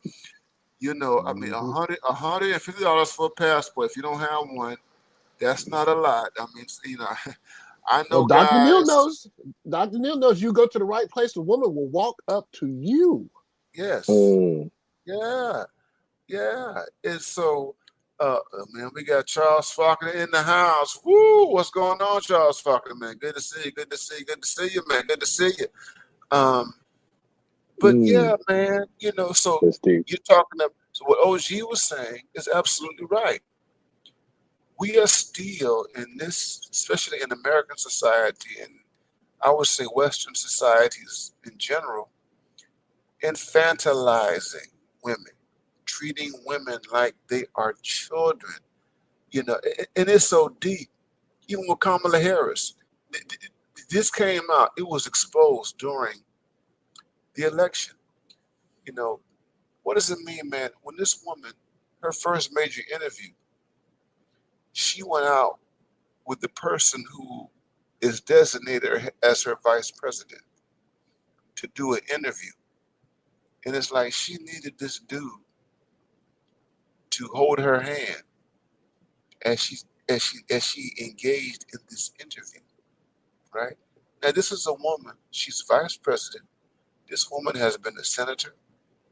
This woman has been an attorney general. She's been a district attorney and all that. She even ran for president in 2020. You understand? But what you got with that is this insistence, all right, by a certain part of this country that we treat these women like they children. You understand? I say no. It's no. If you running for the president, here's the thing. Here's my point. If you are running for the president, you need to hold your own like every other presidential candidate who came before you. Okay, you don't get to sit up there with some comfort dog, understand, and be given softball questions and all that kind of stuff. And what happens is, and these guys, you got to be careful because the liberal guys are messed up because the liberal guys, they buy into it. They buy into the idea that they got to infantilize these women and treat them like children and deal with them with kid gloves and all that kind of stuff. No. No, you deal with them as adults. You understand? Uh, and that's why I was saying that it doesn't matter if it's the woman who's in the boardroom or Keisha from the block. She got to hold her own. It's like even with these young chicks, man. If I don't know how old you are, brother, but if you deal with a I'm woman who's 38. over the age, yeah, if she's over the age of 21, she grown. She understand what I'm saying? She 21. I'm being generous. I mean, we deal with legal age 18 or whatever, but you 21 years old. You live on this planet 21 years of age. Now, I'm not going to treat you like you're 12. You don't treat a 21-year-old like they're 12 years old. Okay? You just don't. You are an adult. You deal with them as an adult, and black men have to stand on that. You know what I mean? And yeah, because you live in a society that has made so many opportunities available to women educationally. There's nothing stopping these women from going to school. Economically, um, there's not ain't a whole bunch of barriers there. They may not be able to get all the jobs that they believe they deserve or they're entitled to or what have you. But we don't live in a society where it's like, okay, no, we're not gonna, deny, we're gonna deny opportunities to women based upon the fact that they're women. You know what I mean? That's not the world that we live in. You understand? I would dare say. Sorry. Go ahead, Doc. That's not the world that we live in. You know what I mean? And it's kind of like Umar Johnson's daughter. I'll give examples. Like Umar, this girl says she's 22 years old, right? Mhm. And she wants all this sympathy, and she wants all this attention. And she's doing this on social media. And I'm like, you 22 years old. The one thing I fought her mama, because her mama done failed somewhere, right? But at the same time, you grown. You grown. People are coming to her attention. So she wants to be with her daddy, all that kind of stuff like that. But I'm like, Yeah. you are grown. You are grown. You are grown. Even I don't care. Even if he was absent or what have you, you got to put your big girl drawers on, girl. You know what I'm saying? Taking family There are a lot business of to the internet. yeah. You got to put on your big girl drawers and deal with this stuff as an adult and what have you, and move on with your life. You fortunate. Some people don't know who their daddy is. You know what I'm saying? And so, male and female, they don't know who their daddy is. They're 20 years old. They have no clue who their father is because of their trifling mamas. Okay, and they have to move on with their lives and negotiate that however they're gonna negotiate that. And nobody's gonna give them a pass and feel sorry for them because you don't know who your daddy is. And you over the age, you 20 years old, you 22 years old, you 25 years old. When you go looking for a job and you dealing with this world and you dealing with economics and economic exchanges and politics and all that kind of stuff, ain't nobody caring about the fact that you don't know who your daddy is. You got to grow up. You got to woman up. You know what I'm saying? And it might sound harsh, but that's the real world. That's the world that we Right. live in, man. That That's right. is the world that we I, live. I think something that happened in the last election was simply a lot of competent women looked at what was happening and said, "We don't want feel-good women in the White House. We want competence. As competent as Donald Trump may be perceived as, at least he's self-assured of what he's going to do. Like the average woman does not want to be in a feel-good society when the rubber meets the road. They want to be in a society that works. Point blank, period.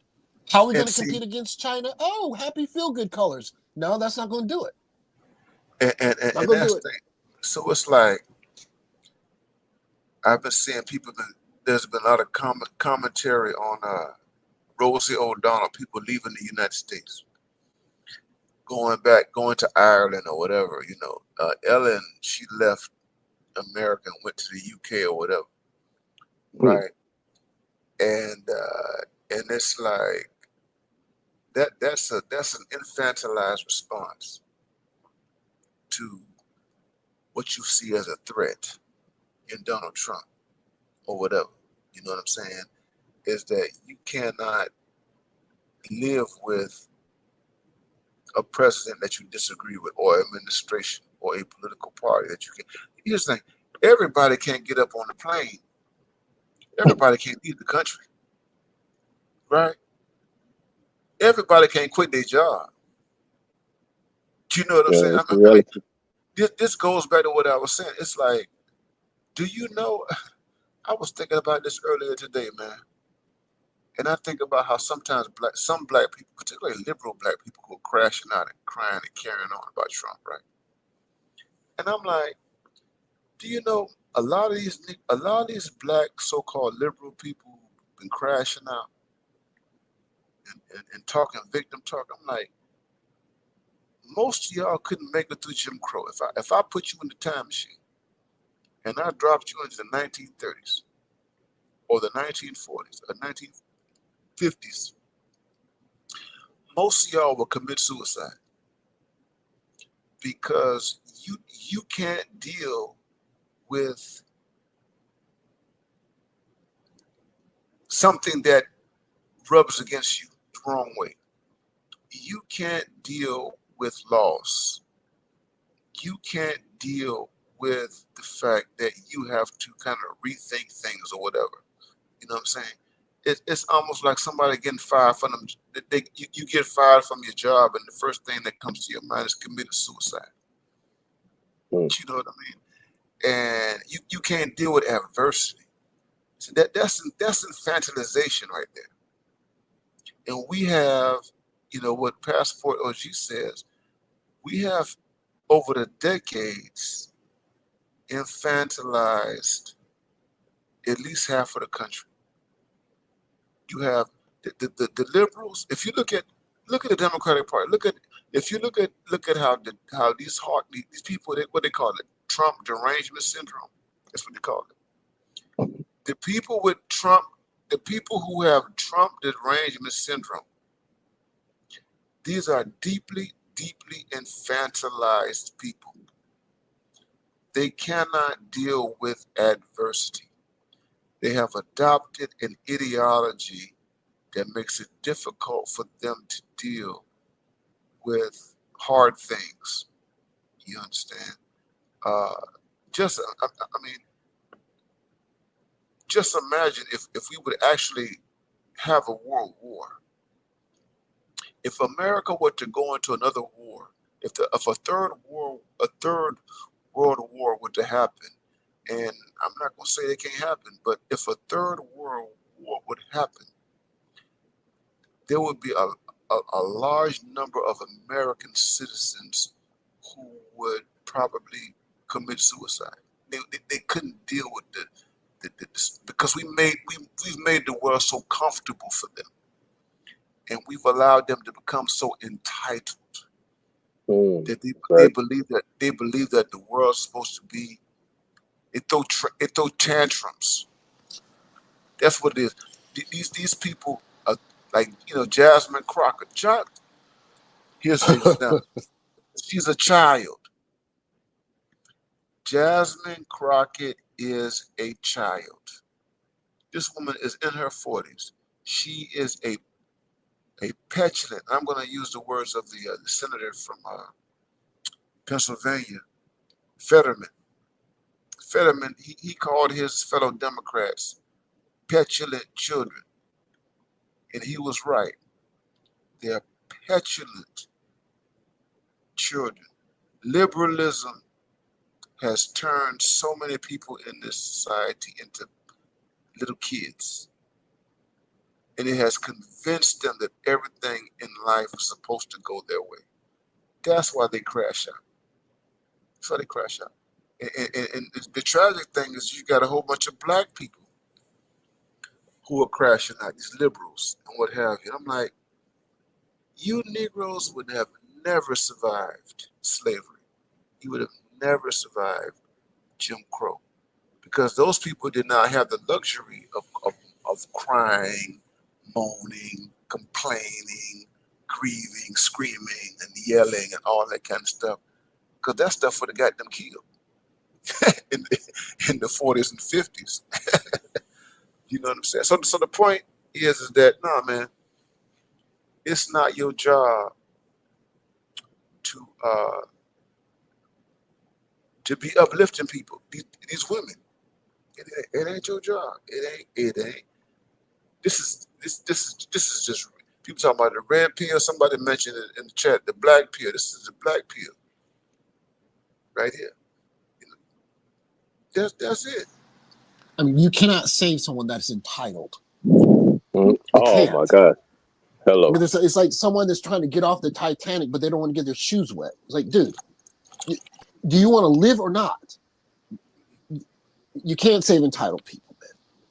You can't do it. You can't do it. You can't do it. You can't do it. We Hey, had brother, you know what's so crazy? That while they telling brothers they need to be Captain Kirk, they teaching the women, the young ladies, the new generation, even my generation, to treat men like utilities. You got this brother for this man for this. Because even if you was the man that had all these things she wanted, she gonna be bored with you. You boring. And she still gonna get with the boring is a luxury. Boring is a luxury. Exactly. People forget that. But here's the people thing. gonna learn real soon. It's people gonna learn again real soon. Boring is how luxurious boring is. But here's the thing. What happens when the men in mass? You think about this. What happens when men in mass deny them of what they think that they're entitled to? You understand? That is that men don't move. They don't move according to. It's like, I'm going to use this illustration. It's like walking into a whorehouse, and you got a pocket full of money, and you got all these whores. Excuse me. I hope my stream don't get canceled or whatever. But you walk into this house, and you got all this money, and you got all these people, and there are places you can go in the world where this happens now.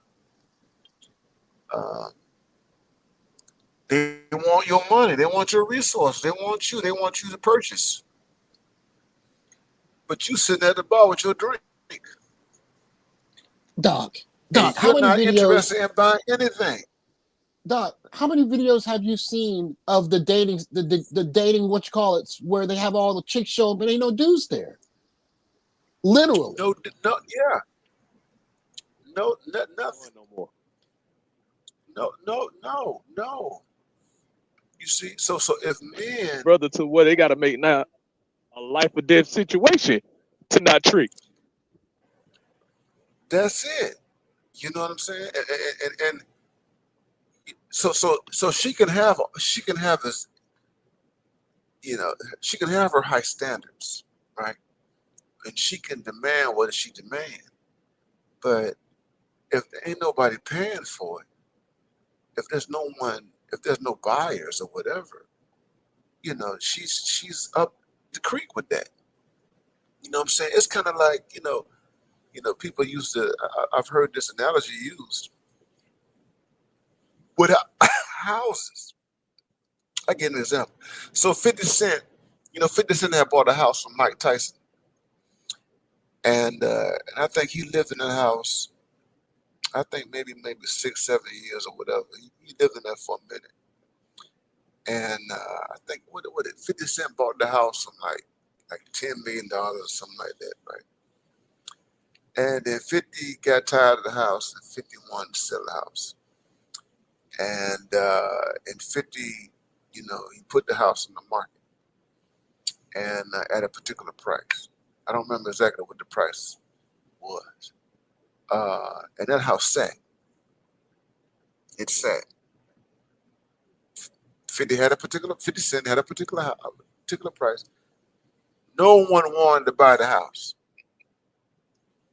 And he had it in the exclusive area in New Jersey. Tyson had this mansion. I got the Ebony magazine back from the 90s when Tyson was living in that house. Okay? With Robin Givens. Tyson had a house and he had tigers and stuff like that. You know what I mean? 50 bought that house, man. 50 put that house on the market and nobody wanted to buy it. None of the white people wanted to buy it. And after a couple of years, 50 Cent had to bring that house down before anybody would even consider it.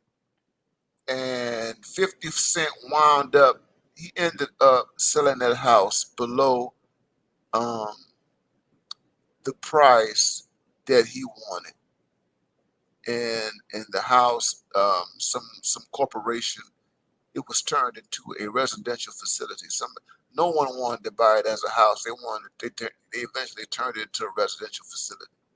You understand? So I say all that to say is that that's what the market is like for a lot of these women. You see, 50 Cent was fortunate because 50 he just wanted to get rid of the house. He didn't want the house no more, and he sold it below, the price that he was looking for. Which means that he didn't really make a big profit on it. He didn't make a profit on the house. He just wanted to get rid of it. And with these women is that they can't even do that. You see, if men choose not to buy at all, Mm-hmm. you see, if they choose not to buy at all, man, you understand? And it's like, that's what kills them. That's what gets them. And what you have to understand the leverage that you have in the market. And unfortunately, a lot of guys don't understand the leverage that they have in the market. You see, and when you're not hard pressed for whatever these women have to offer and everything like that, and you can sit out, and you can be picky and choosy, and selective, or you can even just not even participate at all. That drives them crazy.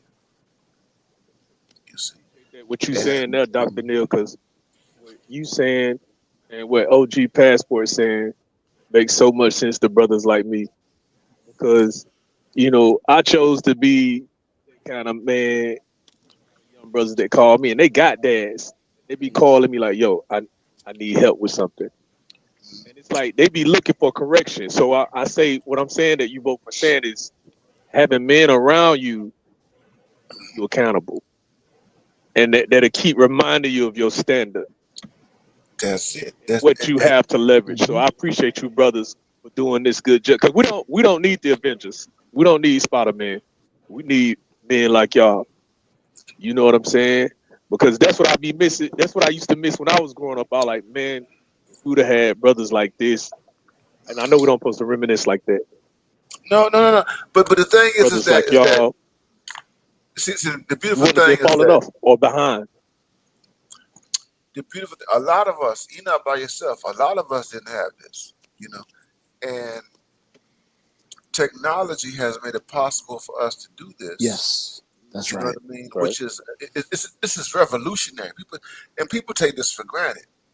I mean, when I think about this a lot, and I talk to people about it, I'm like, we are living in such a revolutionary age in terms of technology, men talking to themselves, okay, and talking to each other rather, and young men listening and all that kind of stuff, man. So when I get young guys who are in their 20s, man, and they chime off in chat and what have you, and I know, and they indicate whatever, I'm 25, I'm 26, 27, and they listen to this broadcast, right? And I'm like, that's it. That was something that I could not fathom decades ago. You know what I mean? Outside of a small circle of men. You know what I mean? You know what I mean? And this is worldwide. It is everywhere. Um, there was a lot that I didn't get that I wish I would have gotten. Oh my God! I wish I had this when I was 20 years old. Oh my Yes. God! Oh man, would Oh have my saved so much God! time and money. I'm 50. I'll be 52 in September. Man, if I had this when I was in my 20s, I'd be freaking Superman. You know what I'm saying? I'm serious. In my 50s, man.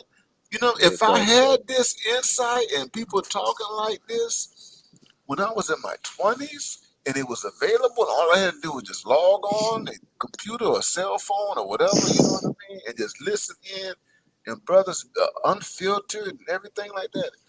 If I had that when I was 30 years younger, man, good God Almighty. Uh, Mhm. but we live. I mean, the world we live in. That's why I love it. I love it. I eat this stuff up, man, because we live in the moment where the young guys they're getting it. The young Yeah. guys are getting it. They're listening. And I give you an example. And again, I don't say this as a stand for the new administration in the White House, but I'm going to say this: young men, young men made the difference in the last election.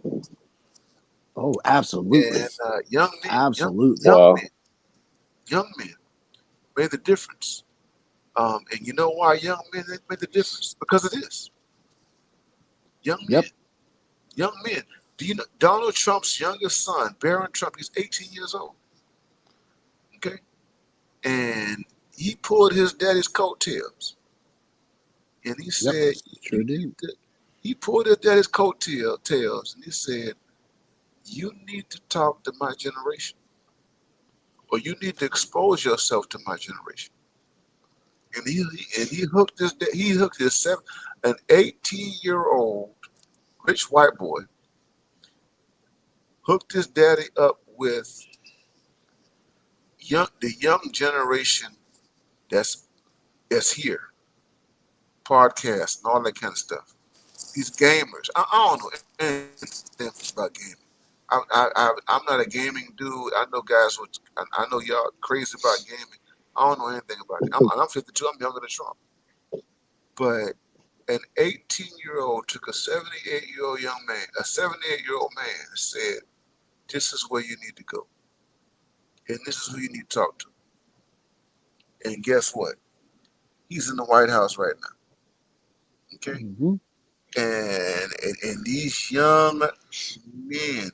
That's why I did a stream on Monday night on this rapper, this female rapper. What's her name? Doechii.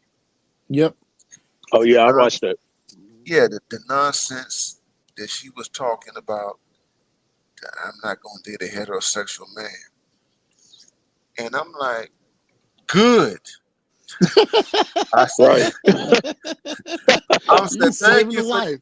thank you for Save telling somebody's life. us. Thank you for telling us because we're gonna move politically away from people like you. That's it. There's a whole shift culturally and politically from the type of nonsense that you represent. You understand? You know, and that stream I was like, yeah, uh Doechii, you know, young men are gonna move away from this Democratic Party and this stupid ass liberalism, okay? Because she's a product of that. She's 27 years old, talking that ridiculous nonsense. You understand? Ridiculous. And and this stuff is all over. It's all over social. It's all over TikTok. It's all over every social media platform that you can think of. And we're here. And I'm saying, you young men, you know what? You young guys, don't waste your time with people like that.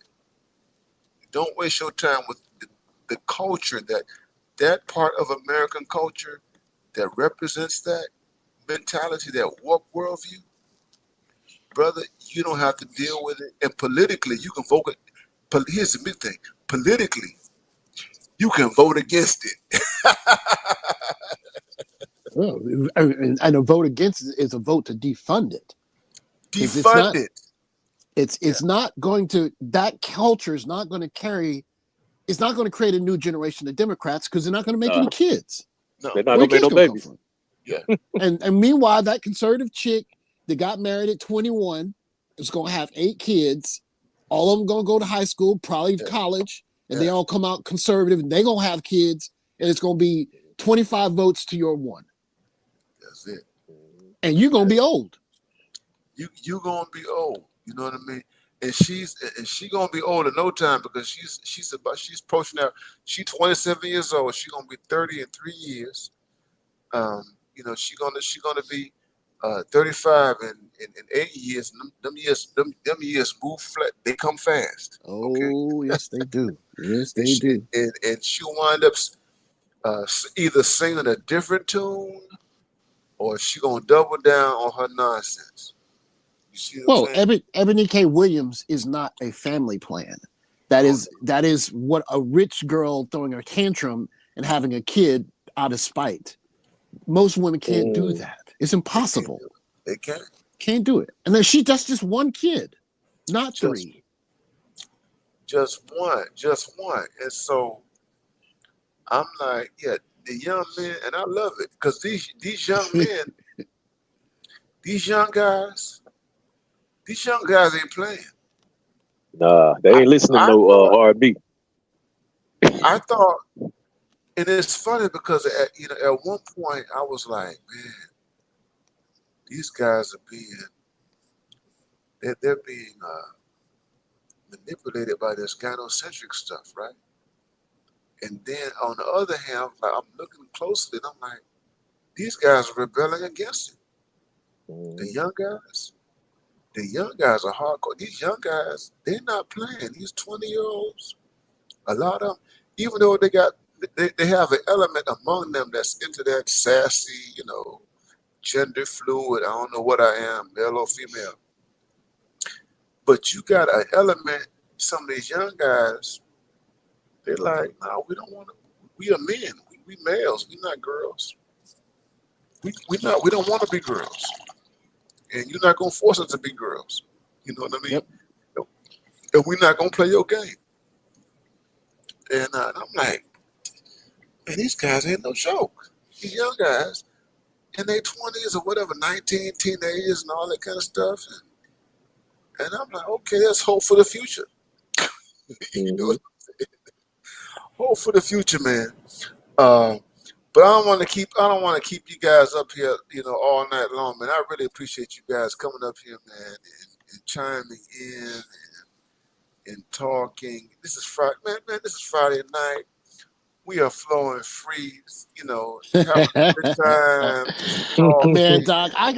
Man, Doc, I really envy your students. Oh my gosh. I mean, I could listen to you talk about religion for days. I mean, fascinating. Man, It's so fascinating. I mean, the idea that it's this group of ideas and beliefs that govern our behavior that are really arbitrary. And they come from people, government institutions, churches, so that you can have a measure of control over people because it's easier to get them to believe something and move in that way than to use their logic and reason, right? And that balance, it's just fascinating. Wow, It's fascinating, Doc. It's deep. fascinating. When I hear you talk about subjects, I can just hear it oozing out of your talking points because there's the belief versus the logic, and when they don't overlay each other, you know that there's some other force at work. It's just fascinating, man. Yeah, no, absolutely, man. You know what I mean? Like I said, man, Umar and the whole, it's the concept of God, and and how people manipulate, whether they know it or not. Here's the thing. That's right. Umar is not aware. That's right. Going back to Umar is not aware of how he manipulates this concept. He's just aware that it works. He is aware of it works. He's not aware of how he manipulates the concept of God and everything. And it's very, very, it's very, very deep, man. And I didn't have time to go into it here, but because I've written about this even with in my book. I talk about Barack Obama in my book, and the allure of Obama, you know, and why how Obama became successful, especially with black people. Obama became successful with black people in a way in which Umar is successful. Okay, Obama was an outsider to black American culture, and he had to become an insider. So you had a black man who was a man, white mother, Kenyan father, really an outside. He was oblivious to the black American experience, and Sure. in order to really influence black people, he had to get inside of it. He had to get into black psychology, and a lot of it had to do with the church and religion and all He that had good to stuff. get some Jesse Jackson. He needed some Jesse Jackson. He could not. He did not get that, or all of his oratory and character that did not come from white. That did not come from white America. No. It didn't come from. It didn't come from his white side. It didn't come from his African, his Kenyan side. He didn't know. He didn't know what that is. So it didn't come from the Kenyan side. That's right. Okay, and I'm not going to go too deep into this, but Marcus Garvey, and I want you guys to listen to this. So people don't talk about this about Marcus Garvey. When Marcus Garvey first came to the United States, and he had tried to get in good graces with black people. Marcus Garvey failed. He came from Jamaica. When Marcus Garvey initially came to the U.S., he had a hard time with getting black people to listen to him. But I'm gonna tell you what Marcus Garvey did. He started going to churches. Marcus Garvey, Oh boy. Marcus Garvey went to black churches. Just like the presidents do to this day. And guess what made Marcus Garvey? The black churches. No, black people would not listen to Garvey once he came to America. Now, America was a good soil for him as an immigrant, and it was, it was a receptive place or whatever. But initially, black people would not listen to Garvey. He didn't know how to communicate to black Americans. But once he started tapping into the churches and the preaching and the oratory and the emotion and the charisma, that's what made Marcus Garvey. And Obama did the exact same thing that Garvey did. A symbol. That's how he had to listen to Jeremiah Wright. That's how Obama became. Yes, he sat under Wright. I mean, you listen to Jeremiah I see what Wright, y'all saying. When you heard that message, he said, God shouldn't bless America. God should D-word America. Damn America. I mean, look. Damn America, yeah. I mean, look, man. You listen to that, and you're gonna get up out your seat. Come on now. And he's probably sitting right in there saying, you know what? This is how I need to learn how to talk. And that's exactly. Khalid Muhammad said that. Dr. Khalid Muhammad said that. That if you want to talk, and that's why the Nation of Islam. Yep. Why Louis Farrakhan is always, although, the Nation of Islam is the Nation of Islam. Louis Farrakhan was able to. Farrakhan in the 90s now. Yeah. Farrakhan might. I wouldn't be surprised if he passed on. In the next year or two. I don't know. I'm not hoping anything, but Farrakhan got the ear, at least in my generation, an OG. Yes, he did. He sure did. Farrakhan was able to speak to to large sections of black people because he understood where black people were. That's right. And with the oratory and everything and the emotion. And the pacing. Yeah. Just amazing speaker. Yeah. So the thing about Farrakhan, Farrakhan studied black Christian preachers. Damn. And that's what made him that's what has made him successful.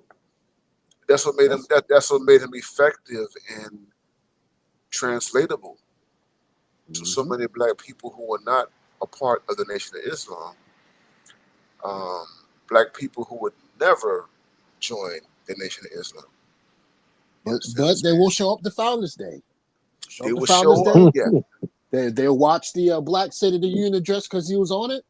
They would Yes, sir. Yes, they would. They would do it because he could not dismiss that part of black culture in terms of Christianity, charisma, and how you speak, how you talk to black people, and all that kind of stuff. And that was it. And that's why Farrakhan, when he spoke, he was always quoting the Bible. Now, Nation of Islam, their primary text is the Quran. But Farrakhan, he would draw heavily from the Bible. I remember in my lifetime, let me finish what I'm saying. In my lifetime, he would draw heavily from the Bible. And what black people, I mean, today is kind of different now because we have a different orientation. But I would say 20, 30 years ago, when Farrakhan was in his, so Farrakhan is in his 90s right now. When he was in his 60s. Oh man, he was a force.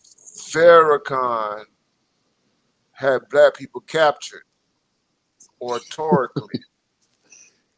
And part of the reason why Farrakhan had black people captured oratorically is because he was in the Bible. And he was scripture and chapter and verse and everything. And he had the black Christians. Like I said, he had me. I was a black Christian. I was like, man, I need to join the Nation of Islam.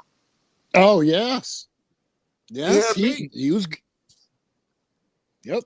I almost left my Christian tradition to become a Muslim because of Farrakhan. Yes, sir. And a whole bunch of men, everything like that. And we had a situation in the 90s where a lot of black men became Muslim. A lot of black men in the 90s became Muslim because of Farrakhan. You know what I mean? And because black people, we have an oral culture. So the black church culture is oral. It overlaps. It pours over. That's right. The preacher stuff pours over. And that's the thing about it. If you're a black person, you don't have to be you can be a black person who doesn't go to church, but you're influenced by the church. Or you're influenced by the preaching, you're influenced by the rhetoric, you're influenced by the language, because your mama is there, your daddy, you got deacons and all that kind of, you know what I mean?